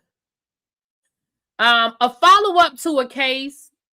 We went through that Faith Evans case a couple of months ago, probably about maybe 6 months ago now. We went over that Faith Evans case where Faith Evans was suing. There was a I believe she was suing the executor of the estate, or the executor of state was suing her of Biggie's estate after the mom died. She was allegedly withholding funds. They, based on the way the estate was supposed to be broken down, Faith wasn't showing accurate records. She wasn't paying the right money into the estate. We read through that whole lawsuit, child. I don't remember all the details now, but there was a resolution to that. Hold on. There was a resolution to that. So let me read you guys what happened. A Delaware court judge ruled in favor of the Notorious B.I.G.'s former manager, Wayne Barrow, ordering Faith Evans to release withheld profits from a landmark $200 million music catalog deal. The dispute centers on distributions owed to the estate of Biggie's late mother, Viola Wallace. In March of 2025, Notorious B.I.G. LLC entered into a 50-50 partnership with Primary Wave regarding the late rapper's music catalog and intellectual property. The LLC was co-owned by Faith Evans and Biggie's mother, Viola Wallace, with payouts split among them and Biggie's children. Following the death of Viola Wallace in February of 2025, she had named Wayne Barrow as the sole trustee and executor of her estate, replacing Evans' son, CJ.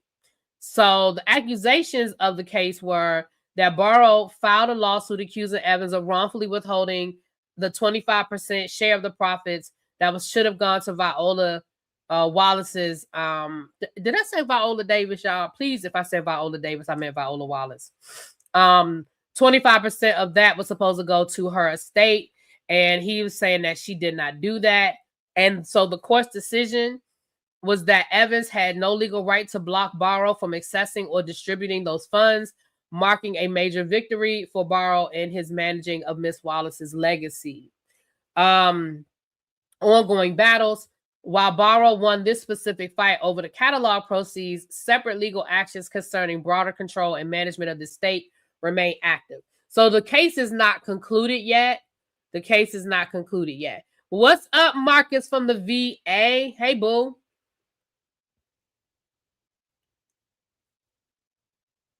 So, yeah, it sounds like when you know Biggie's mom had cancer, so it was a long battle. It wasn't a sudden death. So I remember when we were reading through the lawsuit and we looked at the dates of when she changed executor and who she put in charge. It sounds like she was of sound mind and body when she made these decisions. For whatever reason, she made the decisions that she made, and it looks like she took her grandson off of being the executive of her estate, and she put Wayne Barrow in, if I remember the details, and they were basically trying to say that she was already sick, she wasn't of sound mind and body when she made this decision, that he was taking advantage of her because she was sick, and blah blah blah blah blah. That's what I feel like I remember us talking about. But that part of the lawsuit he has won, and they're still working out the rest of it. So I just wanted to give y'all that update because we did talk about that lawsuit. Let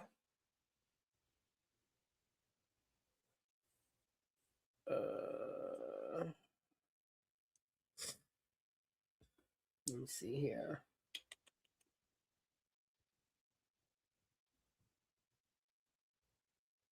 Okay. Diddy, they say Diddy out of solitary confinement. You know that they added some days to his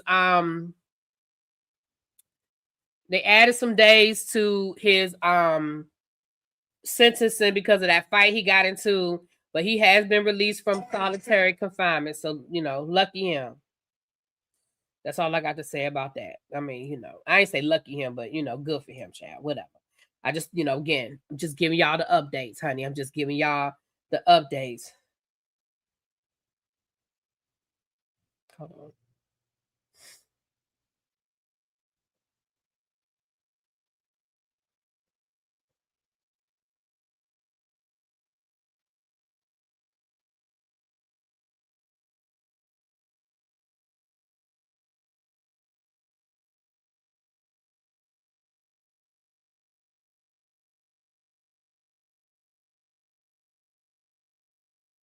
Okay. Rod Wave. Let's talk about Rod Wave, and then we're gonna talk about Remy Ma and Papoose, and we're gonna talk about Tasha K, or as Abby likes to call her, Lion K. For those of you that are just coming in, we have the link for the football. We have an Amazon wish list for a teacher. If you guys want to donate to a teacher's classroom this year, we've dropped those links in the chat. And if you want to be a part of the football league this year, it's on FanDuel. So it's a paid league. It's $5 a week. That link has also been dropped in the chat. So we'll drop it again if you're just coming in. All right. Let's talk about this Rod Wave situation. Rod Wave, y'all know, singer, rapper, whatever he is, child. But he is facing more than 90 gigabytes of evidence as prosecutors prepare to advance a criminal case stemming from a 2025 shooting outside of his Milton, Georgia home. Prosecutors disclosed that they have provided the defense with roughly 1,900 photographs and 111 videos. Green faces, that's his real name, Rodney Green. Green faces 14 charges related to the April of 2025 incident. The allegations include aggravated assault, firearm possession during a felony, pointing or aiming a gun, reckless conduct, and criminal property damage. According to the police, a verbal dispute involving Green and an associate escalated into gunfire.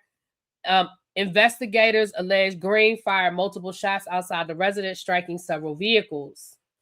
The shooting followed a reported burglary at Green's home. Green has pled not guilty and has disputed the allegations through his attorney, Drew Findling. There's no truth to these charges, Findling said in a statement. Rod Green was a victim of a burglary and committed no crimes. How was he even charged as a result of this situation is incomprehensible. Well, it sounds like that I don't know. It sounds like it's a lot to comprehensible. His attorney says that this will absolutely be resolved favorably to Mr. Green. The latest disclosure provides Green's attorneys with a substantial volume of material to examine before the next court proceeding. Prosecutors have not publicly described every photograph or video included in the production. The evidence could contain additional material concerning the alleged shooting and events surrounding it. Green's next court appearance is scheduled for September the 28th in Georgia. What we know is just because they provided a lot of that information doesn't mean that it's all relative. Y'all know we saw Ellen Brockovich. They throw all this discovery out, and it might be 3 or 4 things in there that's relative, but they just want to give y'all a bunch of stuff to look through, hoping you won't find what's really there that they don't want you to find. You know what I'm saying? So we don't know.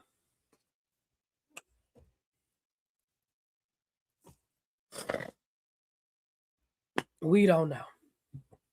Now, Remy Ma and Papoose.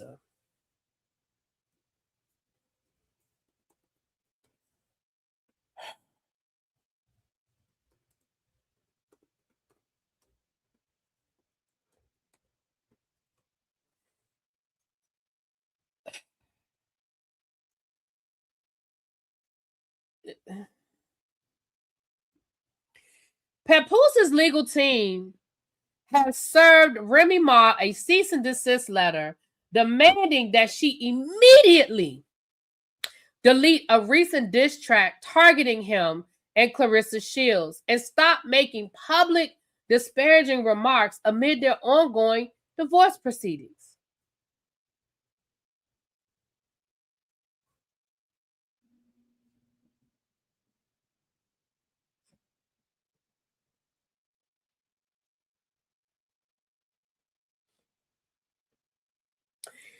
The legal notice argues that the public diss violates the spirit of non-disparagement discussions tied to their divorce case and risk causing emotional distress to their family. First of all, it says it violates the spirit of non-disparagement discussions. So it doesn't sound like y'all have something that's set in stone and written. It sounds like y'all talked about it, but it doesn't sound like y'all had anything in solid. Number 2, now when she was live, she said your name. But in the actual song, it doesn't mention you or Clarissa. Let me say this. I got 2 things to say about this. The first thing I have to say is, if Drake couldn't win his lawsuit against Kendrick Lamar, where Kendrick Lamar calls that man a whole PDF file,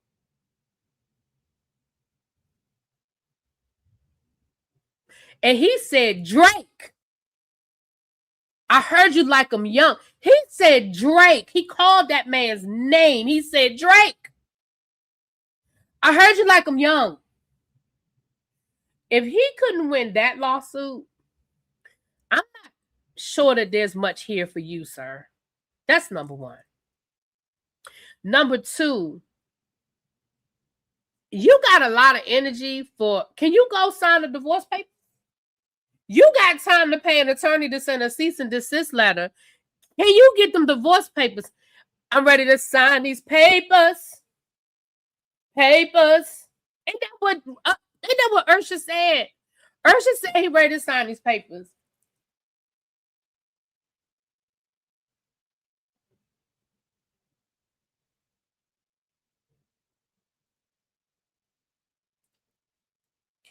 And then for you to say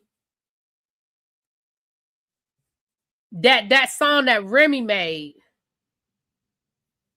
is disparaging y'all family when your girlfriend is gallivanting. This woman has been on a whole press run, and every interview she's given over the last 2 weeks, she found a way to talk about. And let's be clear, the people ask, okay? Before y'all start saying, well, the people are asking, you're right. The people ask her these questions, but you know what she doesn't have to do? She doesn't have to respond.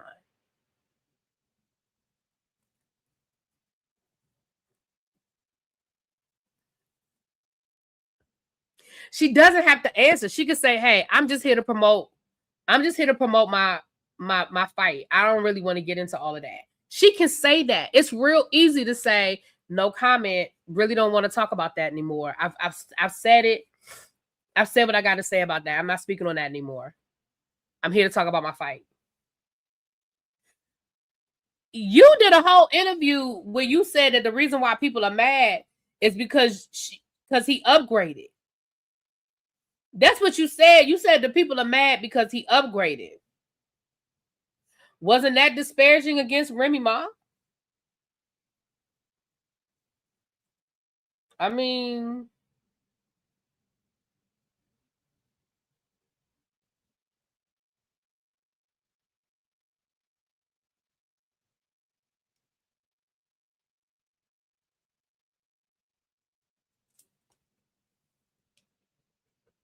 I feel like y'all been poking Remy for the most part. For the most part, Remy really ain't say a lot. The problem is when Remy does speak, she has a large when she does speak, she has a large platform. So when she speaks, it's whoo.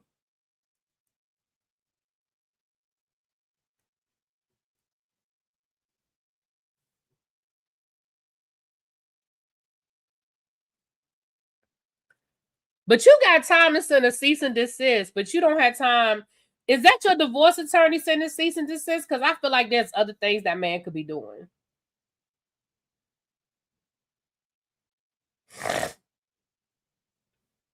I just feel like there's other things that man could be doing.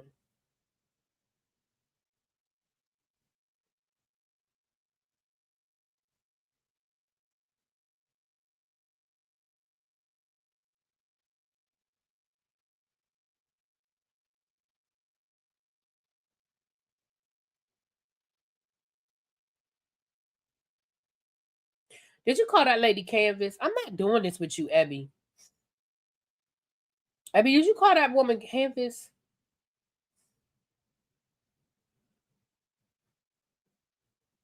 Did you call that woman Canvas?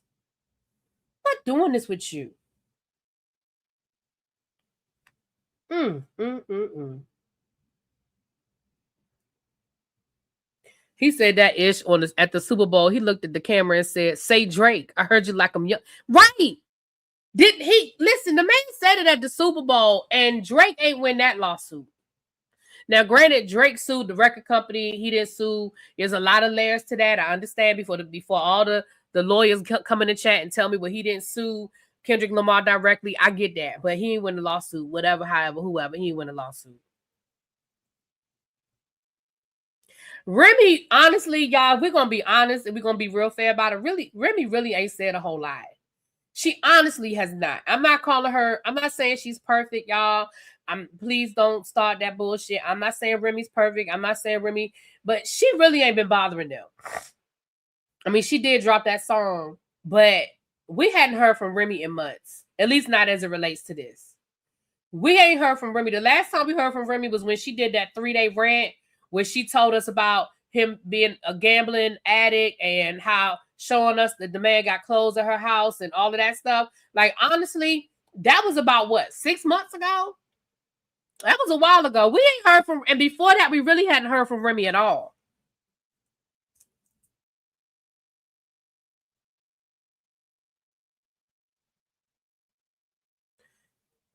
I just, I just, I,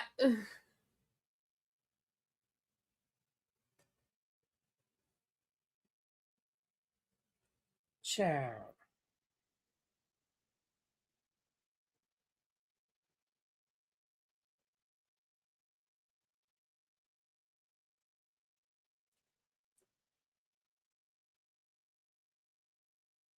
I'm sorry, y'all.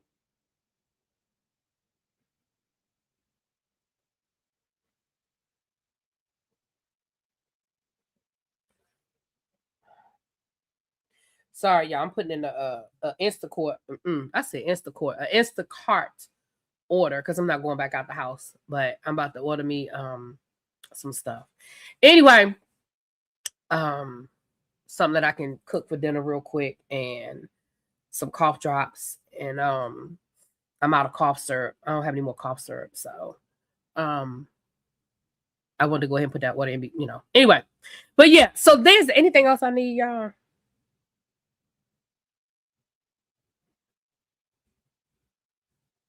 And then I gotta make sure it's enough for them to deliver, child. You know, Instacart, it gotta be a certain amount for them to deliver, child. Do I want something sweet?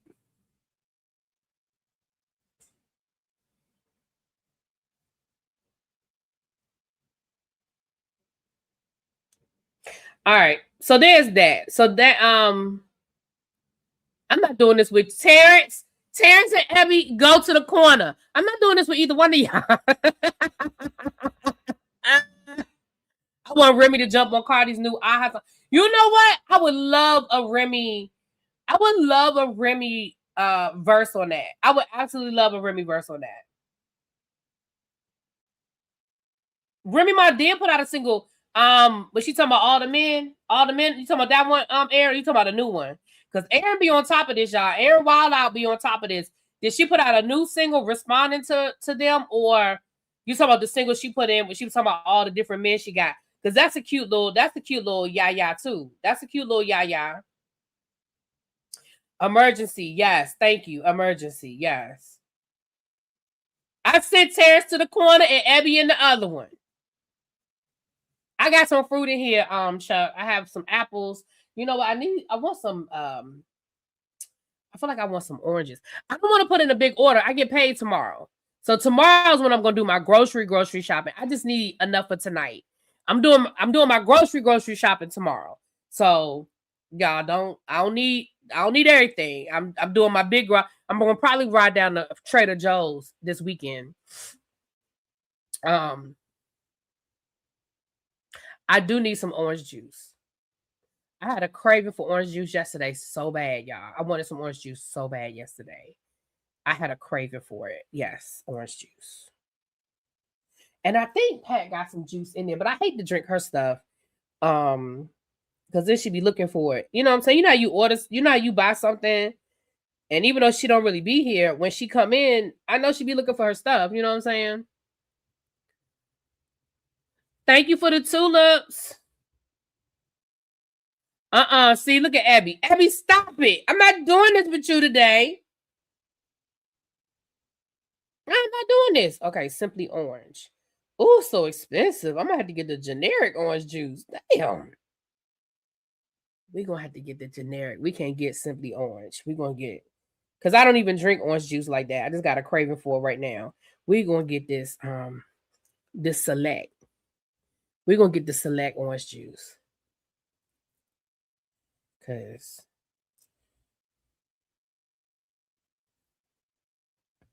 and I do need some ginger ale because that's what my grandmama always said. Ginger ale get you there. Ginger ale will get you there. That's what my grandmama always said. Go and drink you some ginger ale. Mm-hmm. Mm-hmm. I'll take the rest over my mama house because I'm not gonna drink all them ginger ales. But my daddy like ginger ale. So I'll take the rest over there. All right. I don't went up to $50. Good gosh. Sure. All right. Something sweet. What I want sweet. And then I'm done.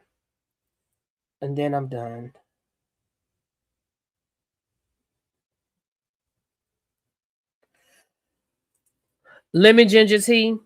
Ooh. All right, that's it, y'all. I told you I'm not doing my big grocery shopping. I'm not doing my big grocery shopping. I'm not doing my big single size of Simply Orange. It was like $5 more. Ooh. All right. All right. Back to this. We got one more thing to talk about. Okay. I mean, not one more thing to talk about. I want to talk about hold on, let me make sure that I cover everything. Oh, Tasha K. And then I do want to talk to y'all real quick about T-Pain, and then we're gonna look at this video. We're gonna break this video down. Okay.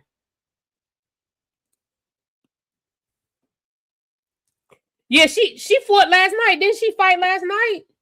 Well, she's got a fight coming up this weekend. Okay. What time is it?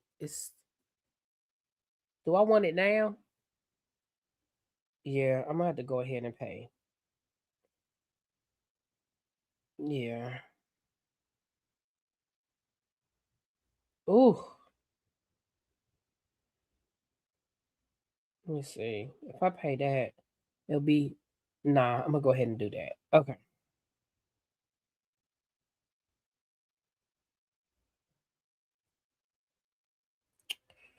All right.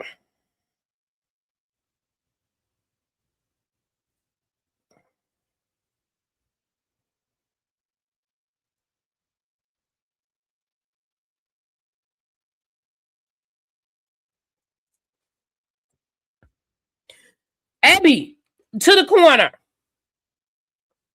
Abby, Terrence, you can come out the corner now. Abby, you never went in the corner. Terrence, you can come out. You can come out the corner. I got yogurt in there. You know what? You right, quick. I have some vanilla and I got some banana yogurt. That's what you right. I don't need nothing sweet. I got yogurt. You right. Y'all right.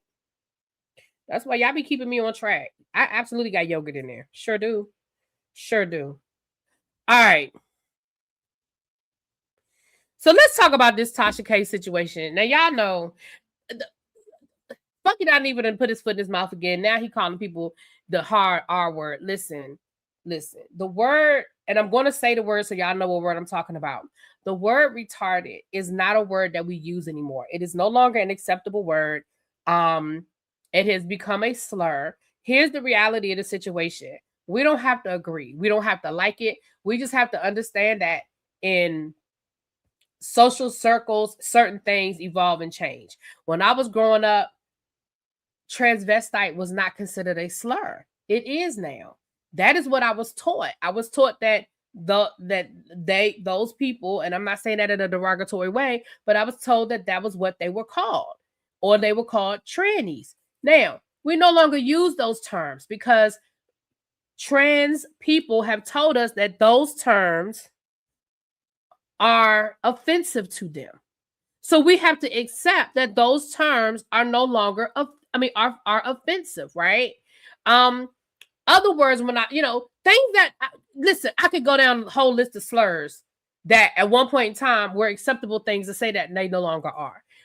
When I first started teaching, we still used that as a diagnosis it was still written on children's IEPs. They were diagnosed. That was an actual diagnosis.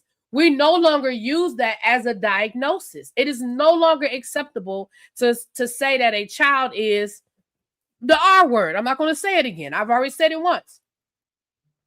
We don't have to like that. We don't even have to agree with it. But what we have to understand is that society is moving in a direction where certain words that have been connected to negative stereotypes, we are trying to move away from that. Okay. So yesterday, after the whole debacle of what he said about the PDF file and feeling sorry for the PDF files the other day, I believe it was last night. And again, y'all, I don't watch his show, so I see the clips. So if it wasn't last night's show, it was the night before last. I know it was a recent show. He was talking about Krishan, Blueface, and the baby. First of all, like I tell people all the time, the best apologies are changed behavior. The fact that Funky Dineva got all that flack about talking about Blue Ivy, and he did this whole apology and all of this stuff, and now we're right back. We're right back to him talking about kids. Tells me that you were never sorry for saying it. You were never apologetic about saying it. You just apologized to get past it. You see what I'm saying? It's like when the man cheats on you and he just apologizes to get past it. He ain't really sorry because he's going to turn around and do it again. That's what it is. Because you said your son's doctor still uses the word. Well, he don't need to be. She asked if, oh my gosh, she should know better. Because we haven't used that term in at least 10 years. Because I'm going to tell you, I was still working in DC public schools when we started saying intellectual disability instead of retarded. I'm going to just say the word. We were using this intellectual disability, and I left DC public schools in 2009. So it's been at least a good 10 years since that term has been used. So your doctor should know better. Yeah, that's crazy that your doctor would, and then that your doctor would even, child, that's crazy. Your doctor know better.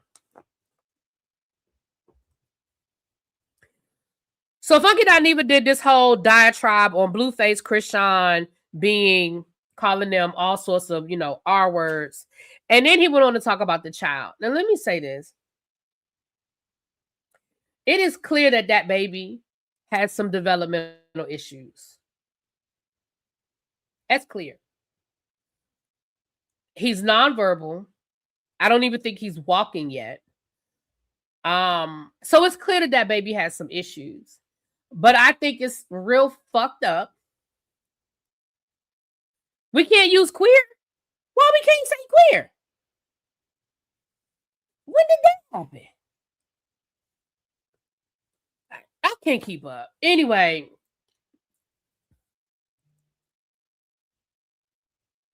When he can't walk and his eye patterns aren't normal. Yeah, and he's nonverbal. And I think he's not eating solid food. Now, part of it, I think, is because of his mama is not. Part of it, I think, is his mama. I'm going to say that again. Part of it is that I think it's his mama. The other part of it is I do believe that she was still getting high and drinking while she was pregnant. I think that baby, and I'm not diagnosing, before anybody say, I'm not diagnosing.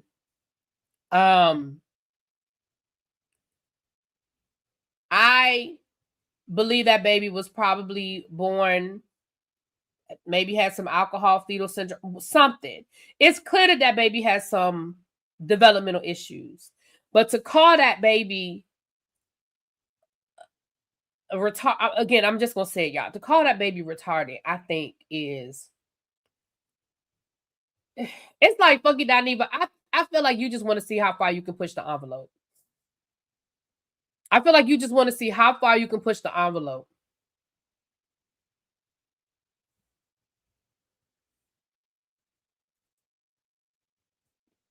Because you had to know that wasn't cool. But here's the thing and here's my issue. Okay, everybody's telling me I can still say queer. Okay, because I was like, I missed that chapter. Here's what bothers me though. And I said this the other night when somebody was like, I think he's gonna get canceled for that. And I was like, no, he's not. He's not.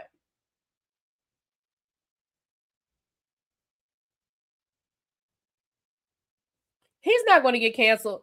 He's going to go live tonight, and he's going to have the same amount of people in his live tonight that he had in his live last night and the night before and the night before. What I have come to realize, and this even goes back to the whole MAGA of it all. There is a space for everybody in this world, and the internet has just exposed those spaces and those people. That's it. That's all. The internet has just exposed that, right? Whereas before, people were having secret meetings and you didn't know who was where, who was what. Now, the meetings are public. And so There are going to be people that are going to always be part of the funky bunch, no matter what he does, no matter what he says. They're going to defend him, and watch. They're going to deflect. They're going to deflect. Well, what about so-and-so says such and such? And what about so-and-so says such and such? And y'all don't say nothing about when so-and-so does such and such. Y'all know that irritates me when people start deflecting. I'm talking about this person right here, and we talking about this situation. It irritates me when people want to start deflecting. And let's be clear, I'm not even going to judge you. If you watch Funky Dineva every night, you have a right to watch Funky Dineva just like you watch me, just like you watch Tasha K or Wendy Williams or anybody else. I'm not judging you. But what I'm saying is, ain't nobody canceling them.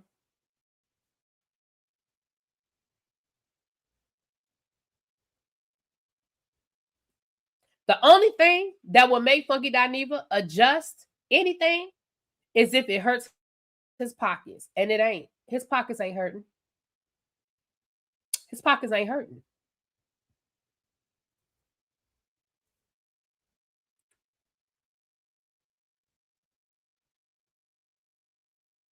So at the end of the day, Funky Dineva is a shock jock, and that's what shock jocks do.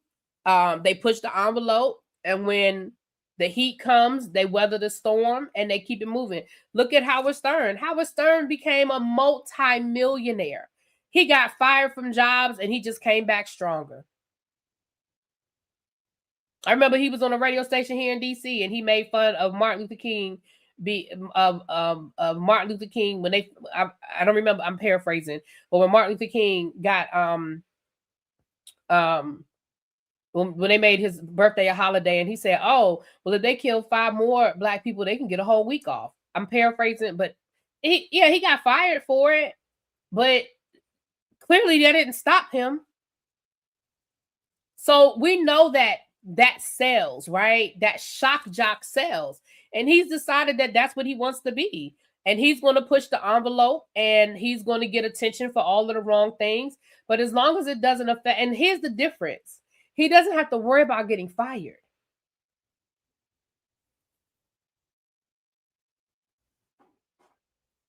He's not working for a company.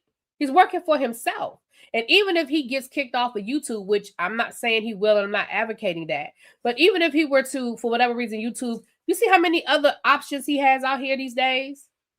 He's got streaming and TikTok, and he could go, it's so many, he could start his own, he could go to hell, at this point he could go to Substack. He could go to what's the other one behind the paywall? Starts with a P. That a lot of YouTubers have channels. What's it called, y'all? Damn. Ooh, I ain't took my vitamins in a couple of days, child. I gotta take my vitamins. But yeah, so I'm not saying I agree or disagree. I'm just telling you my opinion on how I see it. Patreon, thank you, y'all. Thank you, Patreon. You know, he could go to Patreon, and the Funky Bunch will pay $5, $10 a month to hear him talk. Same thing with Tasha K. We're about to talk about Tasha K in a minute, and people get pissed off at Tasha K, and she loses subscribers and all of that. But at the end of the day, she weathers the storm. Funky gives me, I'm over 40, and y'all can't tell me what the hell to say. I'm gonna say whatever I want. Damn it if you do, damn if you don't. He gives me that kind of mentality. He very much has that. And again, as long as his money is there on the 22nd, YouTubers get paid on the 22nd of the month. When he did his interview with, who was he interviewing with? It was a recent interview. I can't remember who it was with, but it was a recent interview. And he said that even on a month where he's half-assing it, he makes $30,000 a month. And he said that's what me just not really doing, you know, not really pushing the pedal to the metal. So when he goes live every night or 4 or 5 nights a week and gives y'all the full show and clips it up and puts the reels on TikTok and puts the reels on his Instagram and all of that, you could probably double that. You could probably double that.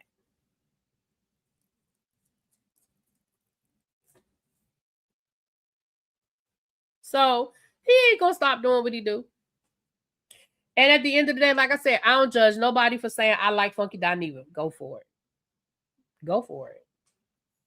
People say I like Tasha K. Sure. Because there may be some people that I like that y'all might be like, how could you watch that person? Because I like them. I like their commentary. They make me laugh. Whatever. You know? Mamiana said, I honestly rather YouTubers not speak on other YouTubers. It can get messy. Well, you know, it can. And I've seen it get really messy. I have definitely seen some YouTube wars. I've seen it. But in the grand scheme of things, Funky Dineva ain't gonna never respond to me because I'm not big enough for him to respond to. I mean, I'm just not. Tasha K ain't gonna never respond to me. I'm not big. I mean, I'm not on their radar. And I already told y'all that the time that Funky Dineva responded to me on Instagram, child. I was like, ooh, okay. That's how you really feel?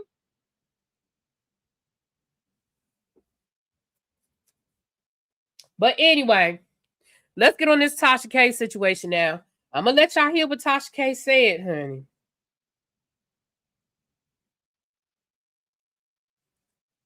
Let me let y'all hear what Tasha K said. Hold on.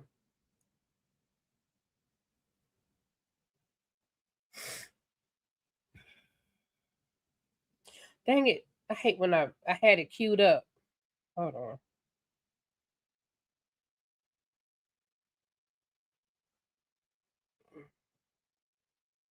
All right, here it is right here. Scratch it. I'm gonna stop you right there. This ain't gonna go the way you.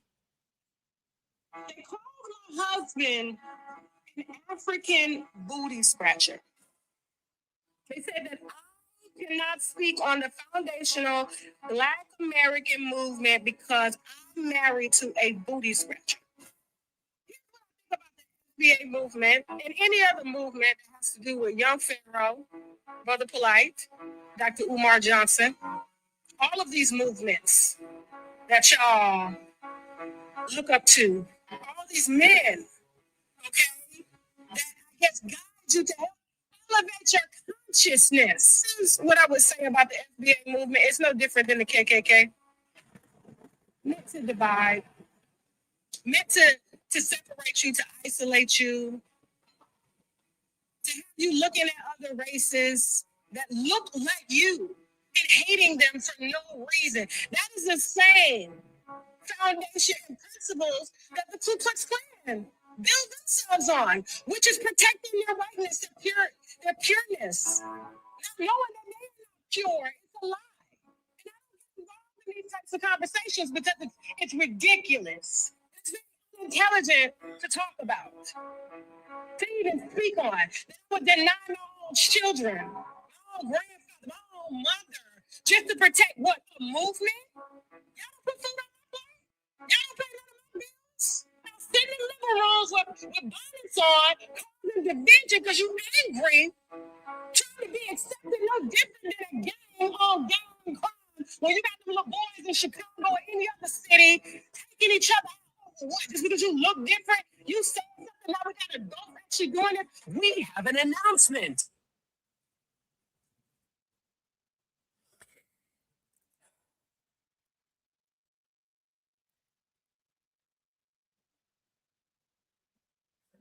So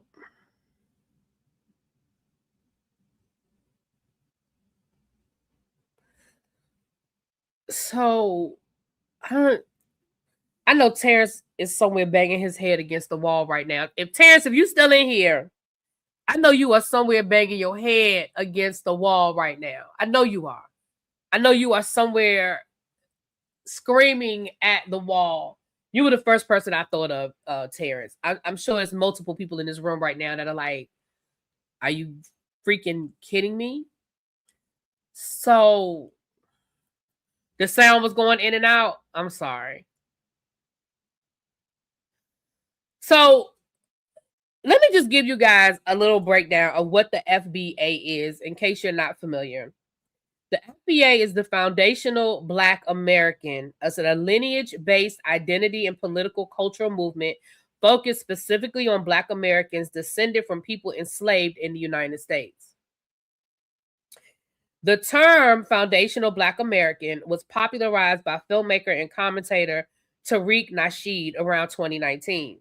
His organization defines an FBA as a Black person who can trace their family lineage to the U.S. system of slavery, generally distinguishing that population from more recent Black immigrants from Africa, the Caribbean, and elsewhere. The movement generally emphasizes several ideas, recognizing descendants of U.S. slavery as a distinct ethnic lineage group, pursuing reparations specifically for that population, protecting the political and economic interests of Black Americans with deep U.S. roots, and documenting the role those families played in building American culture. Now, it goes on and on and on, and I'm not going to go too much deeper. And let me say this. I'm not here to defend the FBA because I think that Tariq Nasheed, that's a whole nother conversation.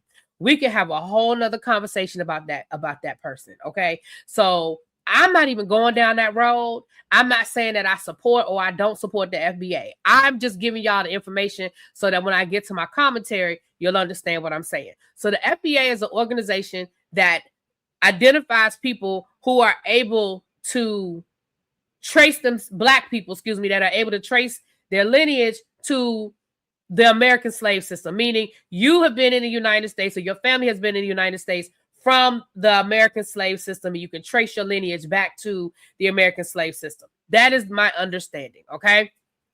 Again, I ain't getting into Tariq Nasheed and all of his shit, because again, that's a whole nother conversation. But what I want to say is,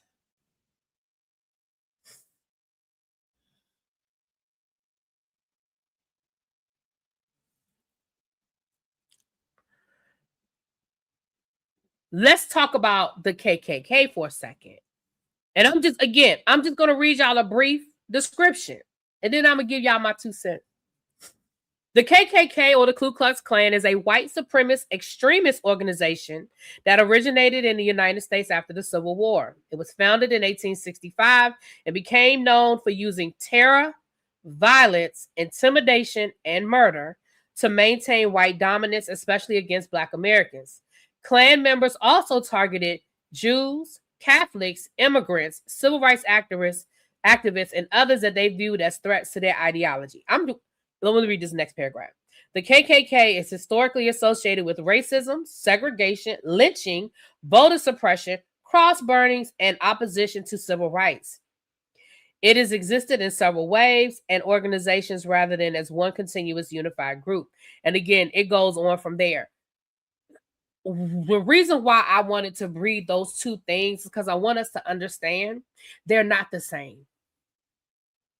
For as flawed as the FBA might be, for as misguided as the FBA might be, for as wayward the leadership of the FBA might be, the FBA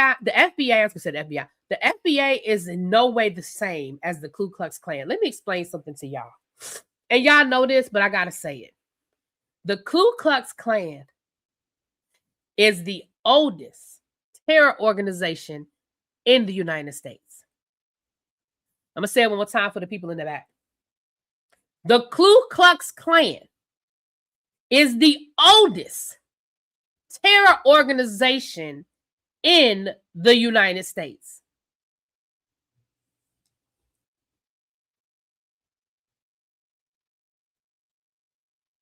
When we talk about domestic terrorism, the Ku Klux Klan is at the top of that list.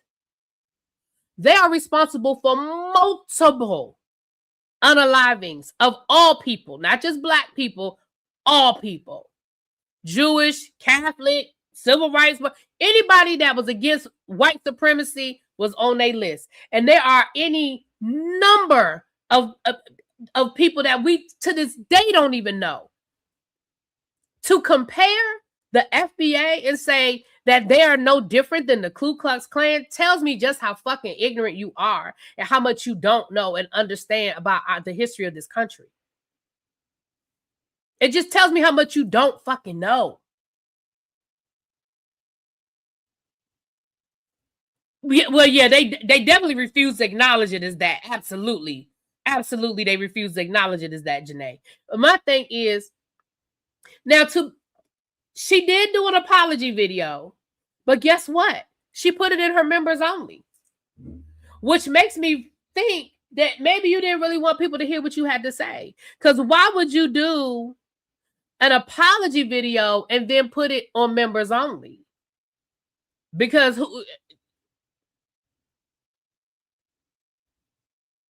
that makes me feel like you didn't really want people to hear it.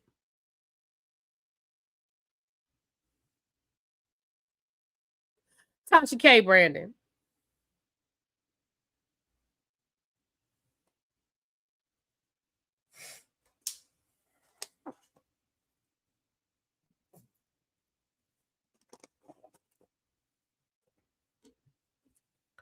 I am confusion. I am confusion. I'm really sitting here like, but again, she also voted for Trump, so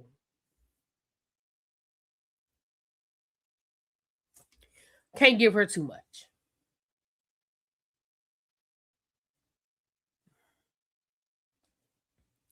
Now,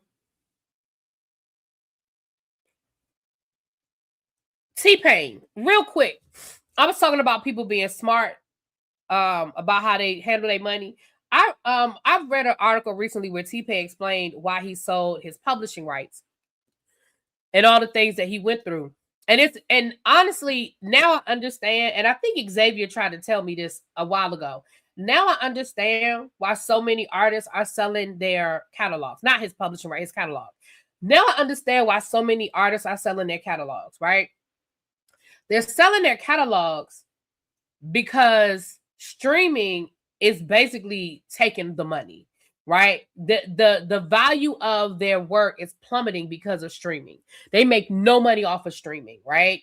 And so that's why a lot of artists are selling their catalogs so they can cash out now, right?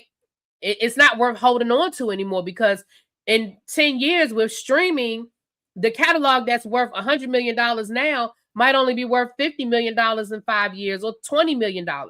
So T-Pain said that, he talked about how bad his career, how his career went from, him making $30 million in 1 year to basically him having to borrow money to buy food for his kids, right? He was talking about how bad, because once Jay-Z made the song Death to Auto-Tune, he said that was basically the end of his career. Like when somebody like Jay-Z makes a song called Death to Auto-Tune, he said, I wasn't the only artist using Auto-Tune, but I was the face of it. T-Pain, I was the face of Auto-Tune. So now nobody's asking me to do production anymore. Nobody's asking me to produce their music anymore. Nobody's asking me to be on their music anymore. Nobody's buying my music. And so he talked about how he basically went broke, Of course, there was some bad money management on his part. We know. He said he had one point in time, he had 39 cars. Who the hell needs 39 cars? Great. So yes, he mismanaged some of his money, but he talked about, yeah, exactly, DB. Yeah, there was definitely some poor money management, but he talked about why he said that's why he chose to sell his catalog, right? Now,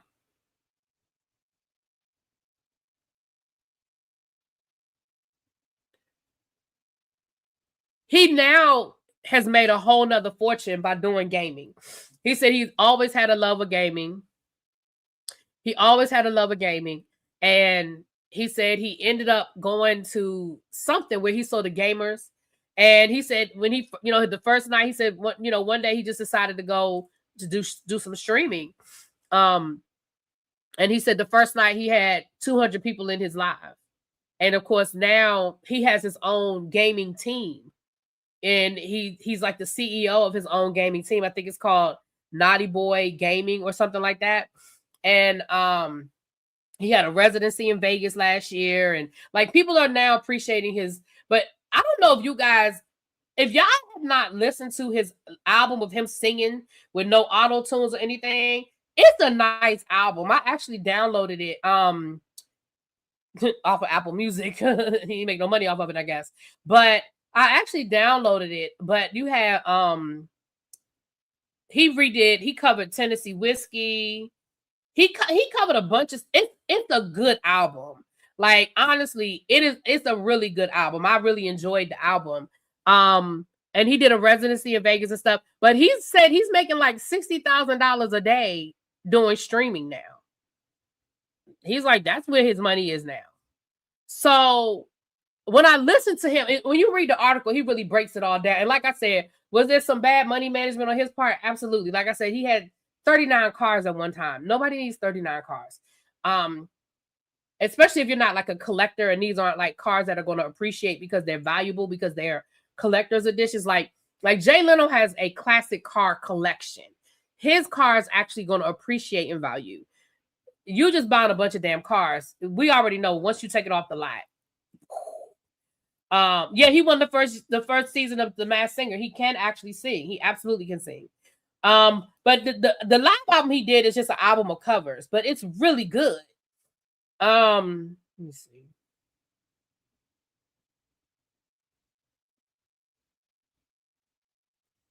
Hold on, let me see.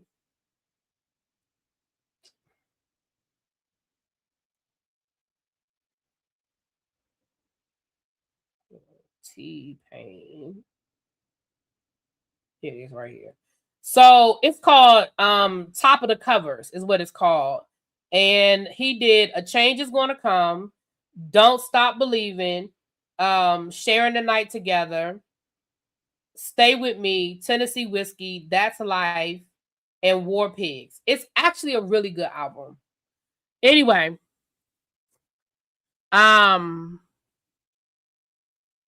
he sung and wrote and produced a song for Kalani. Yeah, he's getting work again. Like, he's back making money now. But he said for a while it was bad. It was really bad for a while. He said Usher even pulled him aside and told him he ruined the music industry. And I was like, damn, Usher, for real? But yeah, he said Usher even told him, like, he said it was bad. Like, he was a pariah. You know, he was making, like, nobody wanted to work with him. Nobody was, like, it was bad. But anyway, it was a really good article. I really don't remember where I read it. But if you Google it, it'll probably come up. All right, this last little piece, y'all. I've been live for almost 3 hours. Look at me. But I do want to do this last little video, and then tonight at 8:00 we'll be doing the Heart and Hustle panel at 8:00 with T and JoJo, and then at 9:30 we'll be doing the Put a Ring on It Cheaters Edition with Shade in the City. I'm working tonight. That's why I'm about to get off here. And that's why I wanted my medicine to come so I can take me some medicine and relax for a little while. Oh,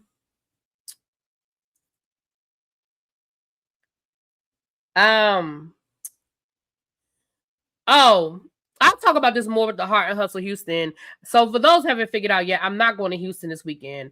RHOA and Latoya canceled the brunch because I told you guys that RHOA was getting death threats. And so they canceled the brunch out of a caution.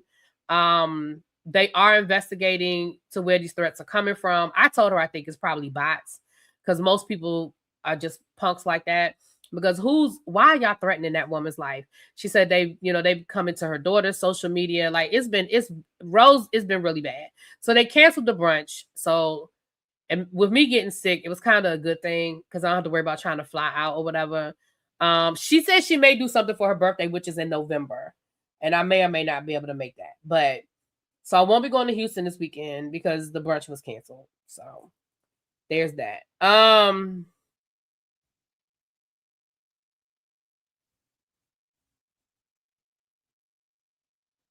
Well, Angela has responded to Kelly. So let me read y'all this.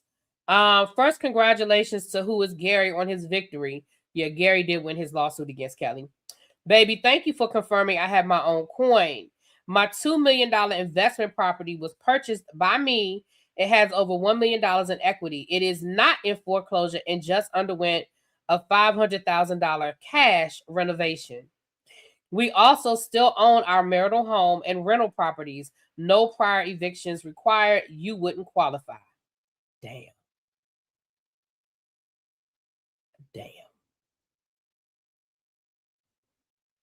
I may be banned from FINRA, thank God, but you're collecting bans from Life, Gary, Townhomes, HOAs, Navy Federal, Sandy Spring, Nana's Chicken and Waffles, and soon the location Drew didn't visit. Hope the ghost chicken at Shamia's works out, boo. Damn. Damn. What is FINRA? I have to ask what FINRA is. Because she said that she was banned from FINRA. What's FINRA, y'all? Is that some sort of real estate organization? Kelly had a pattern with me long before I responded. Hold on, y'all. This is my mama. Hello. Hey.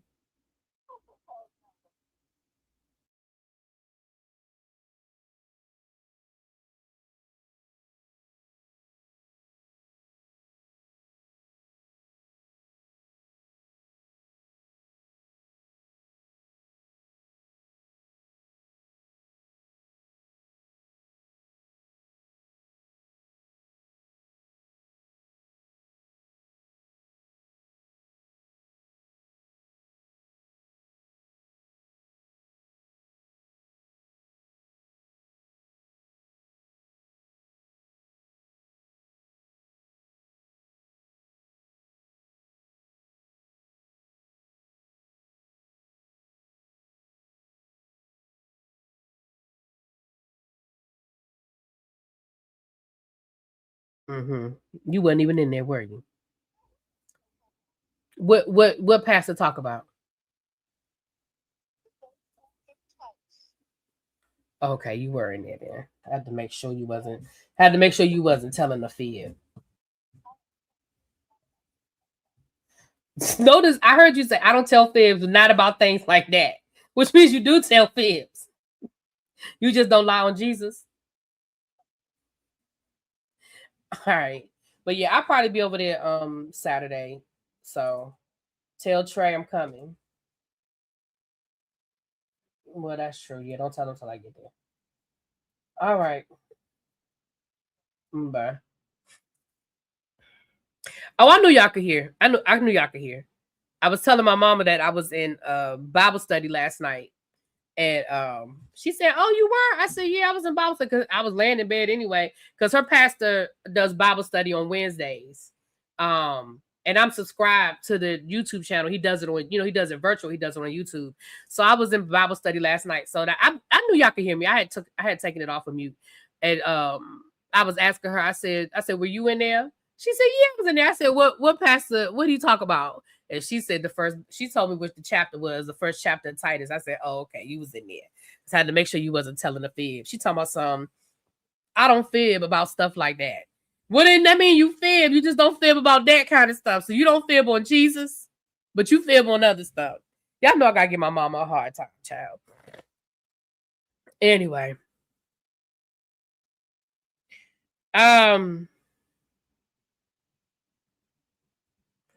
Wait a minute. Hold on, y'all.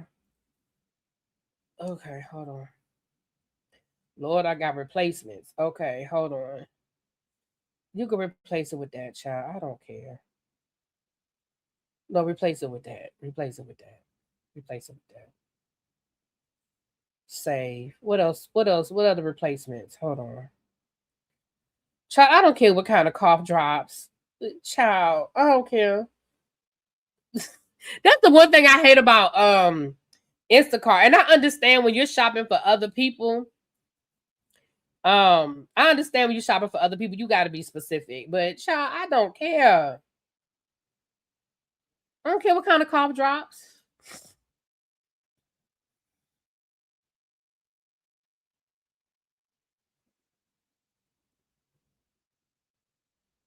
Oh, wait a minute. Hold on. Child, I gotta do a replacement for that too? I think they're just asking for replay. All this stuff can't be out. Like, come on. They can't all be out of this. That's crazy. I think they're just asking for replacements. Okay.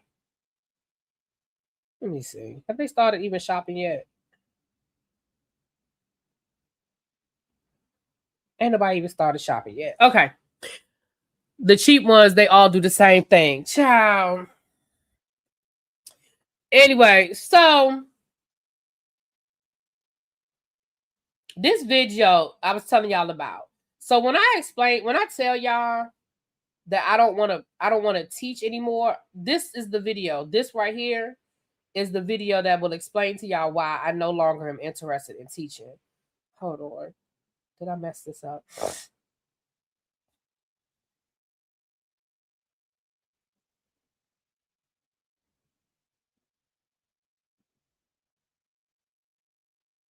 Okay. I would love to be in that Bible study. Oh, I can give you the link. It's on YouTube. If you type in Israel Baptist Church, hold on, I'll get you the link. On Wednesday nights, and I enjoy my mother's pastor. I'm not a member of my mother's church. That's a whole nother conversation, child. But I enjoy him. Israel Baptist Church. Hold on, right here. Hold on. I'll put the link in the chat right now. It's my mama church. You might even catch me sometime. I'll be up in there. Sure do. I sure do. All right.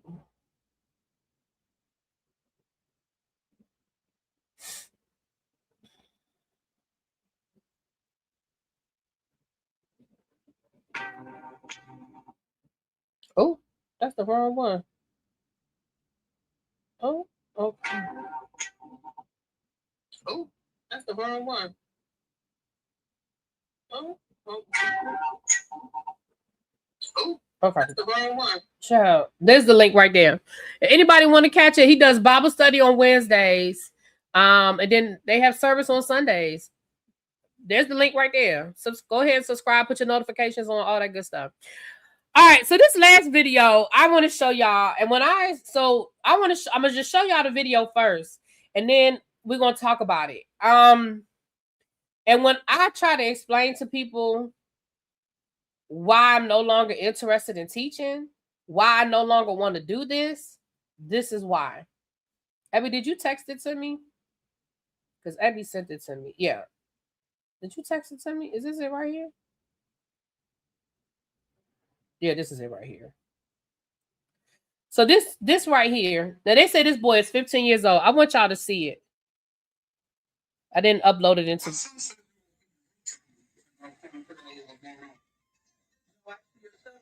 To me.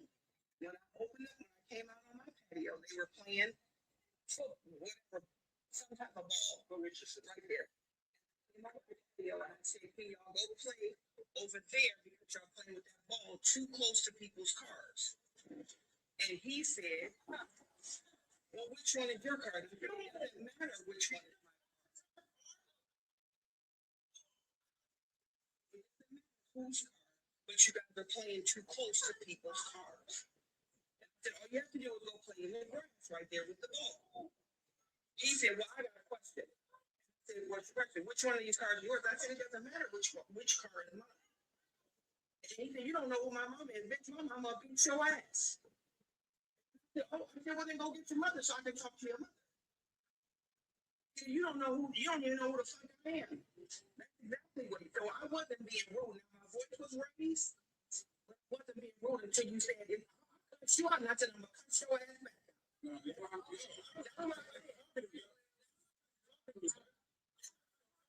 Explain to you. I'm going to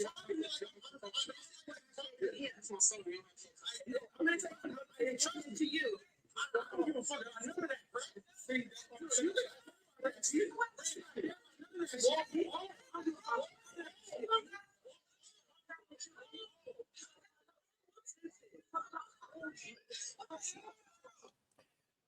Y'all can't hear it? Okay, hold on. Let me see. I don't know why y'all can't hear it. Hold on. Is my mic on? Maybe my mic's not on. Let me make sure my mic is on. No, it's on. I don't know. You can't. The volume was low.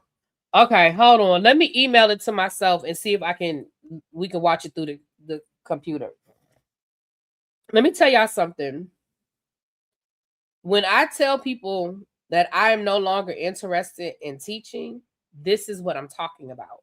So I want y'all to see it again, and I want y'all to be able to hear what's going on. So hold on, let me try to email it to myself. And then we can watch it here.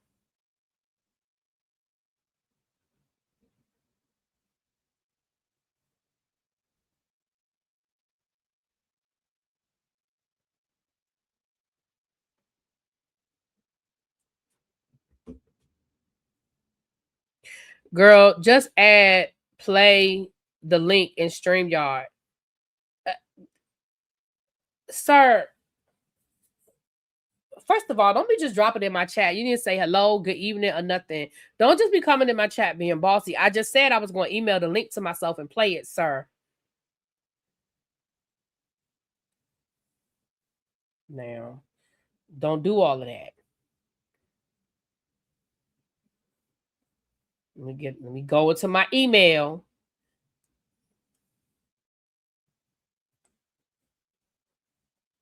If there's an easier way to do it, teach me. Damn it. Teach me.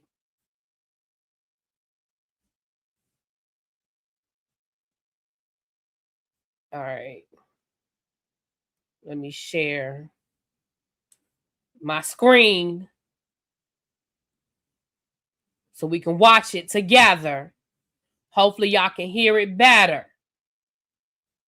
Coming in here with they that. Were playing for whatever. All right, let me hold on. Can y'all see it? I wish I could make this bigger, but can y'all see it? And make sure y'all can see it. All right, let me make this bigger on the screen. All right. You in Rochester right now. You at home? Oh, okay. All right, here we go. Some type of ball right there. And I came on my patio and I said, can y'all go play over there because y'all Hold on, I want to start from the beginning. Playing with that ball too close to people's cars. Well, I can't get it to the beginning. And he said, well, which one is your car? And I said, it doesn't matter which one is my. Hold on, y'all. I'm trying to get to the beginning. Car. Yeah. Oh, I thought he did. And then I said, it doesn't matter whose car, but you guys are playing too close to people's cars. And I said, all you have to do is go play in the grass right there with the ball. He said, well, I got a question. And I said, what's your question? Which one of these cars is yours? I said, it doesn't matter which car is mine. And then he said, you don't know who my mama is, bitch. My mama will beat your ass. And then I said, well, then go get your mother so I can talk to your mother. He said, you don't even know who the fuck I am. That's exactly what he. So I wasn't being rude. Now my voice was raised, but I wasn't being rude until you said, I'll cuss you out. And I said, I'm gonna cuss your ass back out. No, I don't like how you're talking to me. I don't like how you're talking to me, bro. I'm explaining to him what I said to you. You're talking to me like I don't like how you're talking to him. This is my son. You're not talking to me. No, I'm his son, but I trust me. To you. I don't give a fuck about none of that, bro. See, that's what you think I care about that shit? You think I care about none of that shit? What's wrong with you? Listen.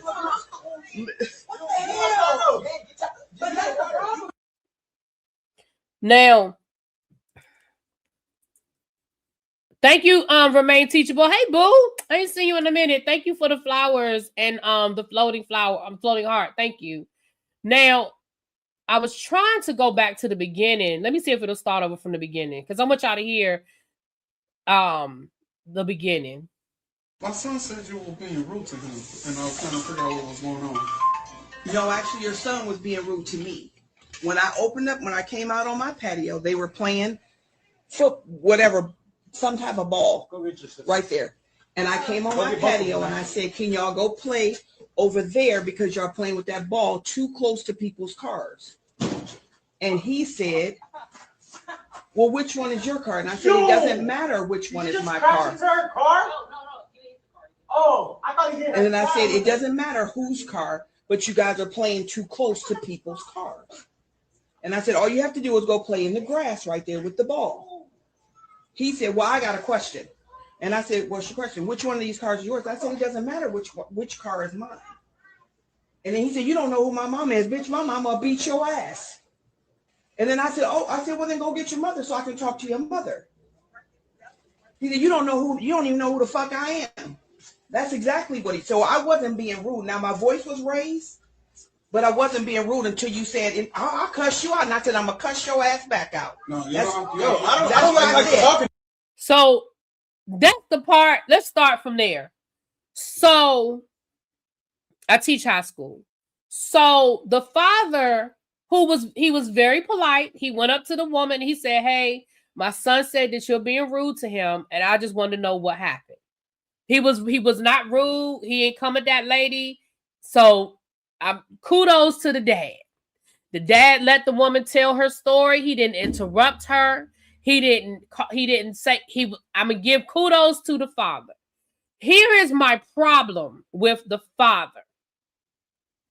When that woman said that the young man cursed at her and said, "You don't know who my mama is. My mama will beat your ass." The father never said anything to the son. The father never addressed it. The father never said what? He never even looked at his son, right?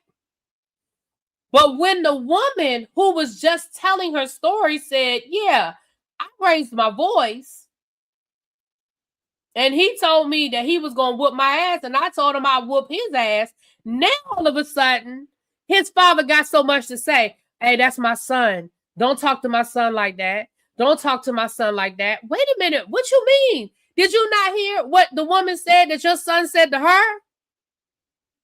Did you not hear what the woman said that your son said to her? Now, I'm going to let y'all finish hearing it, and then we gonna talk about it. I don't like how you talking to me, bro. I don't like how you talking. So now this 15-year-old, I know he looked big for a 15-year-old, but he's 15 years old. Now he's telling this grown-ass woman, "I don't like how you talking to me, bruh." And let's be clear, that is exactly how they talk, because I have to remind them multiple times a day, I'm not bruh. I don't know who bruh is. I'm not a bruh. I'm not the bruh. I'm not bruh. Okay? I'm explaining to him what I said to you. You're talking to me like I don't like how you talk. So the father is trying to tell him to calm down. Clearly has no control over this boy. Now the boy's yelling at the lady. That's my son. You don't have to talk to him. He's talking about, "That's my son. You don't have to talk to him like that." I'm his son. I trust to you. I don't give a fuck about none of that, bro. So then the father's telling him just walk off, and he says, "I don't give a fuck about none of that." See, that's what I'm You saying. think I care about that shit? You think I care about none of that shit?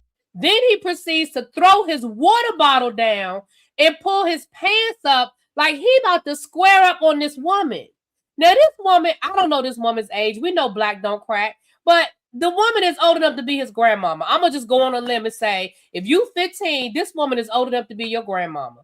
And you threw your water bottle down and you are pulling up your pants like you are getting ready to square up with this woman.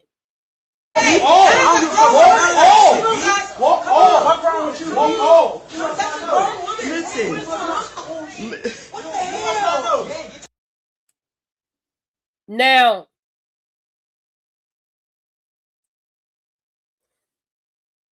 let me tell y'all something.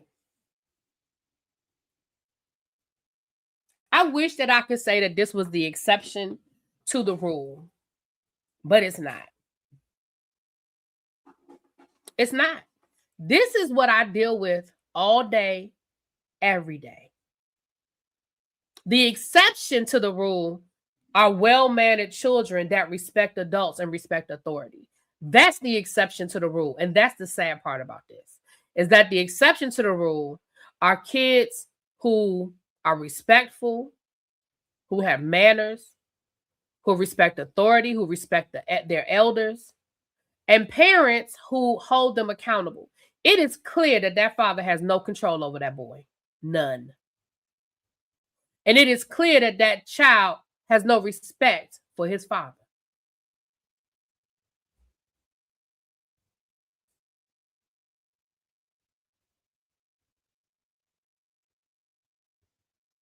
The father may be afraid of him. That he may very well be afraid of him.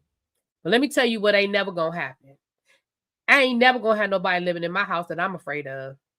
And I know that's easier said than done. And I know that I'm not a parent. And people be like, you can't speak, you're not a mama.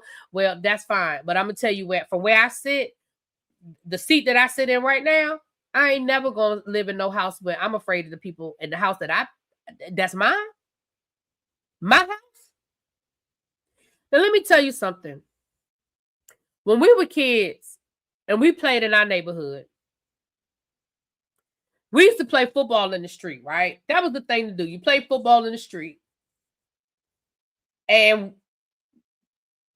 the neighbors would come out all the time and tell us, hey, get from around my car. Don't let that ball hit my car. Because we had real football. We ain't had a Nerf balls. We had real football, right? And they would tell us, hey, y'all find somewhere. Do y'all know how many streets we got ran off of? Because somebody came outside and told us to get away from their car. We would just move to another street. It never occurred to us to cuss at the adult. It never occurred to us to talk back to that adult. Now, we might have said it later. We might have walked away and been like, man, that's fucked up. Miss So-and-so don't never want us being around her old raggedy car. Yeah, we talk shit. After the fact, when she couldn't hear us, we never talk shit to those people's face. Number one, because they had as an adult now, they had every right to tell us to get the hell away from their car. We did their car. Who gonna pay for it? Hey, Philly boy. Hey, boo. If we did them people car up, who paying for it? They have every right to tell us to get the hell away from their cars. So when that woman came outside and said, hey, y'all get away from these people's cars with that ball, that should have been the end of the conversation. Even if they wanted to go down the street and talk shit, I mean, that's what that we used to do. But straight to their face, no. Go somewhere.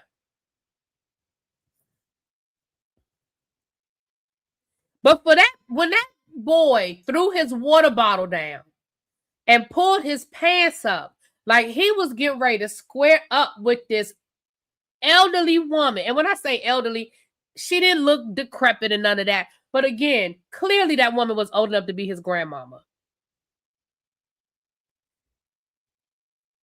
That is why I am no longer interested in being in a class, in a school, because that is the abuse that we are taking every day, all day. And that father that was like, come on, just walk away, just walk away. That's our administration. That's the principal. That's the vice principal. And then we have the parents that come up there. Now, to be fair, that father was very respectful compared to what I've dealt with in my life as far as dealing with administration. Damn it. Hold on. I just remember something I need. That father was very respectful.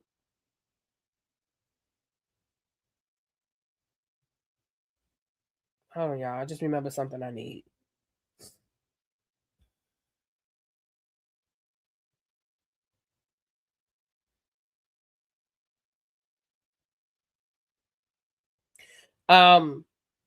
Yeah, don't nobody want to deal with that all day. And if there are any parents in this chat right now that don't give the adults the opportunity to have a conversation before you decide that your child is right and the adult is wrong, I really want y'all to rethink y'all thoughts. I understand that we all want to protect our children. We love our children, and none of us wants to think that their children are badass kids or the problem. I got that. I understand that. We never want to think our kids are a problem. But here's what I really want y'all to understand. I really want y'all to understand that y'all kids are not always truthful. Y'all kids don't always tell the story the way it happened. Y'all kids tell the story the way that they think you will receive it, where you will respond the way they want you to respond. Meaning, you going to come up to the school and be ready to fight the teacher or the principal rather than hold them accountable for their behavior. It's just what it is. It's a fact. It's just a fact. And I've seen it more times than not.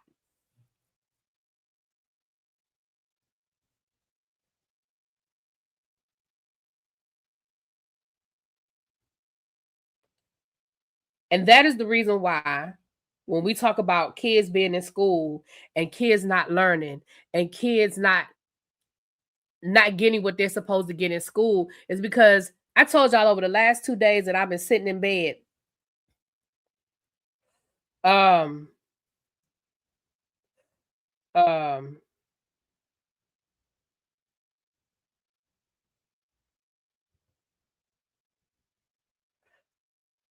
I have fallen into a rabbit hole. Okay, I have fallen. Oh, wait a minute. Is he done? Uh-oh. Did that man done shopping? I mean, I did only have like 6 things, but hold on. Let me see.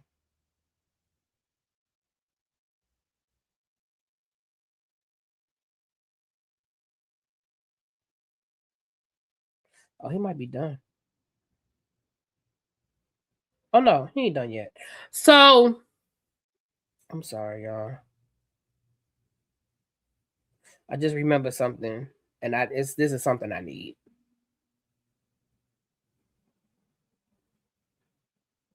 Lord, I tell you what, it's expensive to be sick. God darn.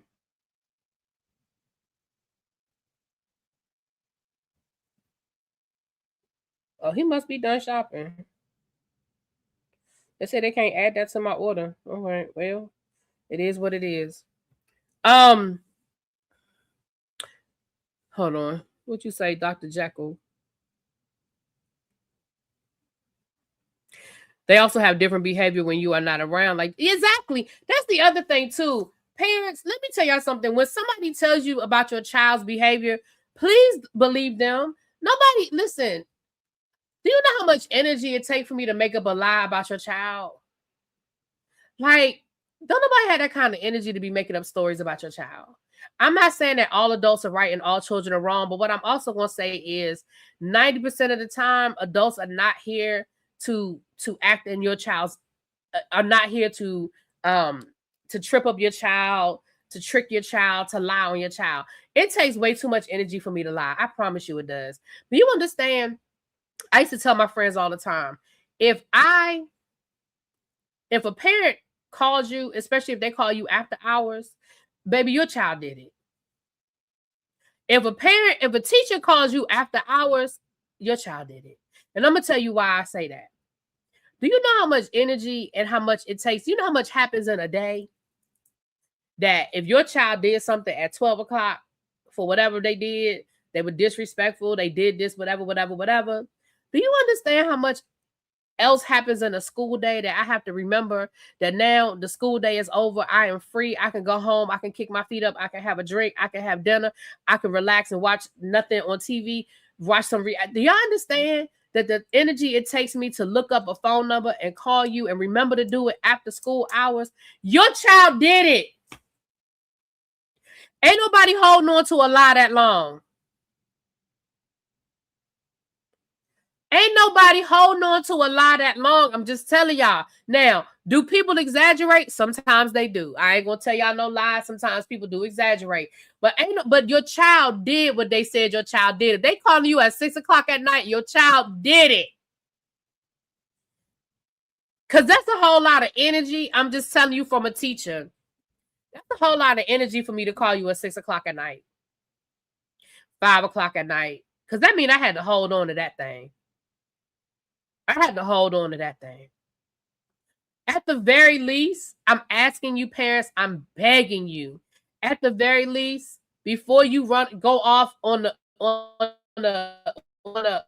tangent about your child, at the very least, can you please give that teacher or that adult in the school the respect of calling them respectfully with an open mind and hearing their side of the story? Can y'all do that, please? I'm begging y'all. I ain't telling nobody not to defend their child. I'm not telling anybody not to have their child's back. What I am saying is, can we not assume worse intentions without even giving the person, the teacher, the principal, the security guard, whoever it was, without giving them the benefit of, wow, maybe my child does act like an asshole at school.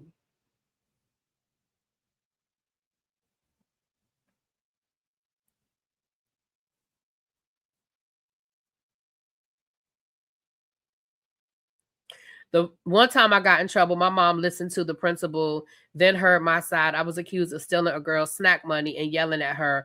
Only half was true, and I ain't no thief. Right. And again, I'm not saying that every accusation, you know what I mean? And that's fair. But your mother at least heard both sides of the story. And at the end of the day, you know your kids. That little boy, that is not the first time that little boy acted like that. It is not. That is not the first time that little boy did that.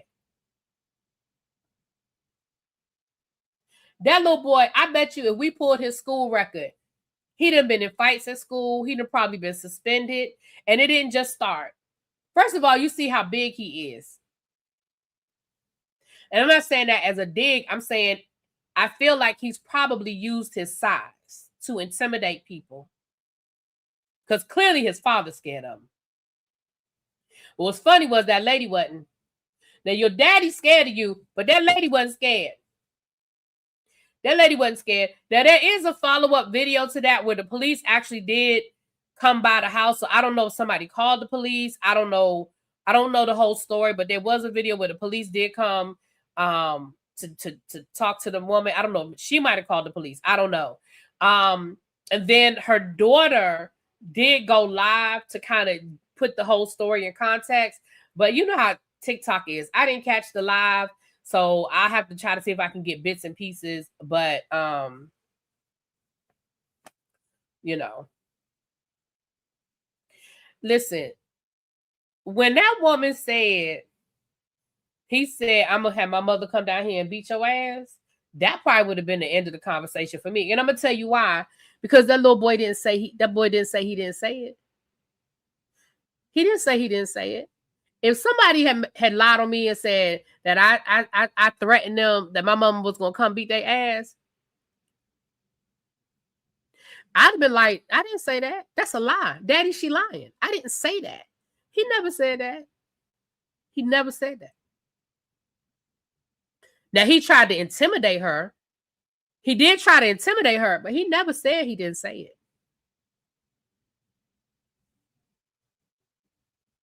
I did find it interesting that the daddy went down there and not the mama. I did find that interesting. But yeah, if you want the personification of why, or illustration, personification isn't the right word. If you want a clear illustration of why teachers are done, that's a big one. I ain't saying that's the only one, but that's a big part of it. Because who wants to deal with that all day? Who wants to deal with that all day? And when I tell y'all that, to be disrespected by children all day long and nobody seemed to think it's a problem with it, the fact that society feels like teachers, that's what we signed up for, that's what we supposed to, like, well, I mean, you signed up for that. No, that's not what the fuck I signed up for. I didn't sign up for that.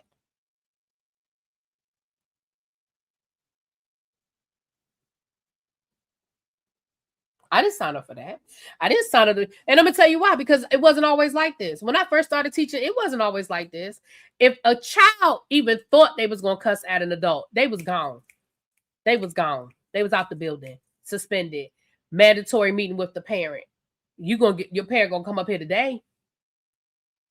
I don't care if they got a job. I don't care. Grandmama come up here. Somebody coming up here to get you. When I first started teaching, wasn't no Ubers picking people, because now parents send Ubers to get the kids. No, somebody coming to get him. Somebody coming to get her. I wish a kid would have fixed their mouth to say some of the things to me that kids get away with saying to us now. When I first started teaching, it was a wrap. And most of the parents, not all, but most of the parents supported us. Most of the parents were like, oh, I know the hell he didn't. Oh, I know she didn't. Not now. Exactly, Brandon. They treat us like babysitters with degrees. You are absolutely correct. And that's why, when going back to the way this all started, we were talking about Darius Cooks in the school. And again, we can feel how we feel about Darius Cooks. But I believe everything he said about them kids not being able to complete a basic assignment, and they're 12th graders, because I deal with it every day. I tell my kids all the time, I said, when I first started teaching, my 7th and 8th graders could run circles around what I asked my 11th or 12th graders to do now.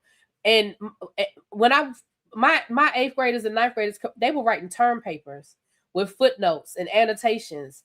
They could diagram whole paragraphs, break down the verb, the subject, the verb, the pronouns, the adjectives, the prepositional phrases. Like they could break it all the way down.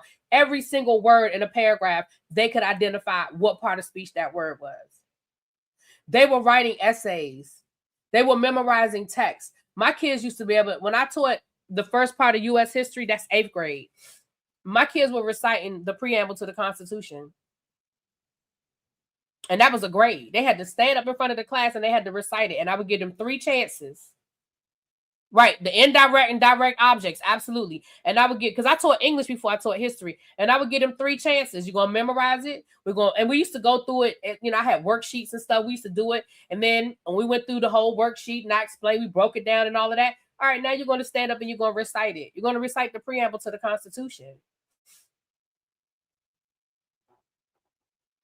Vocabulary words. They knew what the words were. They could spell them. They knew what they meant.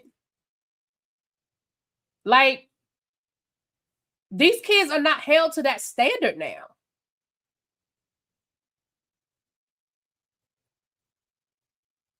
And again, I'm talking about in my lifetime of teaching. I'm not talking about 50 years ago.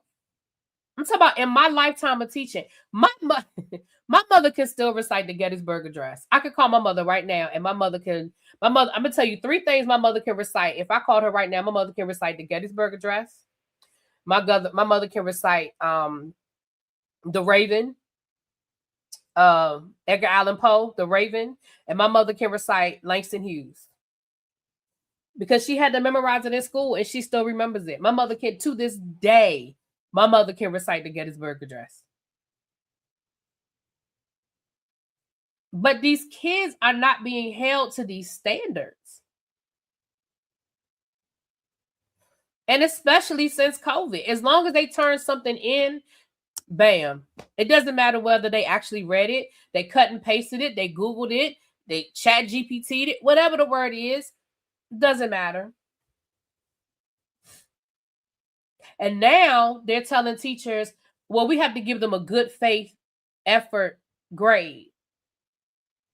What you mean good faith effort grade? Well, if they turn something in, we got to at least give them a 50%. A 50% of what?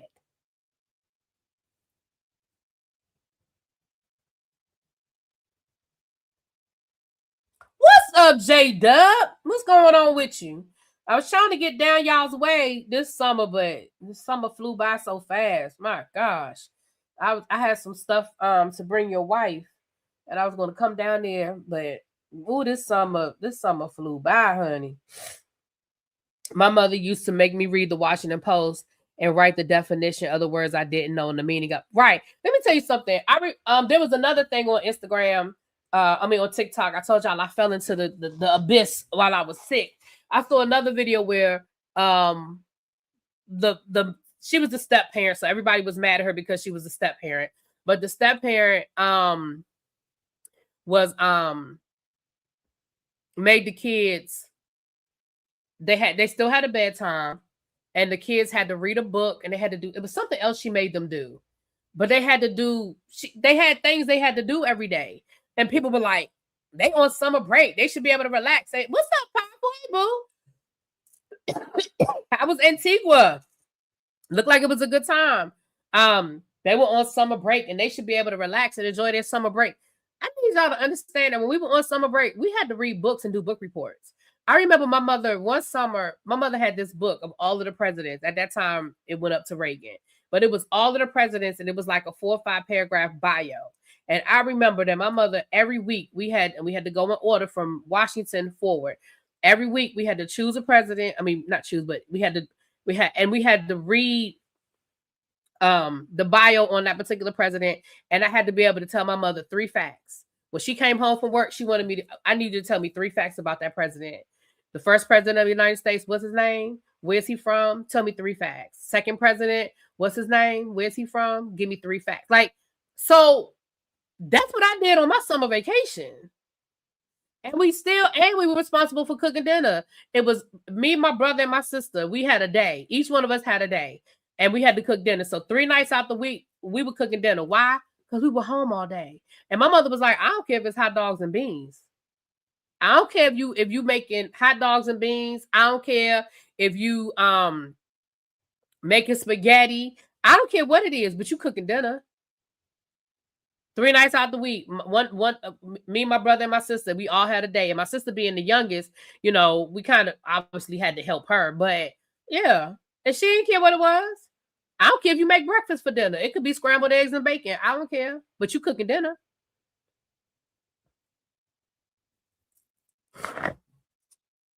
But parents don't value education anymore. I saw another video where a parent was like, I guess down in Florida, school started on a Thursday. Yeah, we ain't doing that. We'll be there on Monday. Wow, we ain't doing that. We ain't doing that. She was like, she'll be there on Monday. We ain't doing no middle of the week. Why not? Your child's been off all summer. Talking about we ain't disrupting our routine in the middle of the week. Your routine should be school. What do you mean? I mean, do I think it's stupid that school starts on a Thursday? Sure, I think it's dumb. But if that's when school starts, that's when school starts. Why your child can't start on the first day of school? University of Michigan, so much higher education depends on a grade, medical school, and MCAT, lawyers, and LSAT. I wonder how this will play out. Not well at all. I just read an article where one of them schools is getting away with one of those colleges. I wish I could remember the college now. One of those colleges are doing away with grades because they say it lessens mental health stress on the students. So it's an actual college that's alleviating grades. How you getting rid of grades? Like, again, there's a part of me that really feel like these kids are just pussies. Like, I know that that's not a politically correct thing to say. I know that's not nice.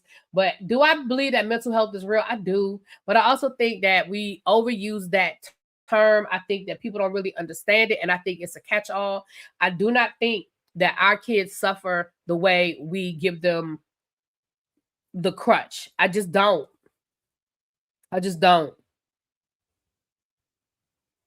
Everything is, whenever something is mental health, my mental health. I've never seen so many 504 plans for anxiety. And again, is anxiety a real thing? It is real. But I've never seen so many kids with 504 plans for anxiety.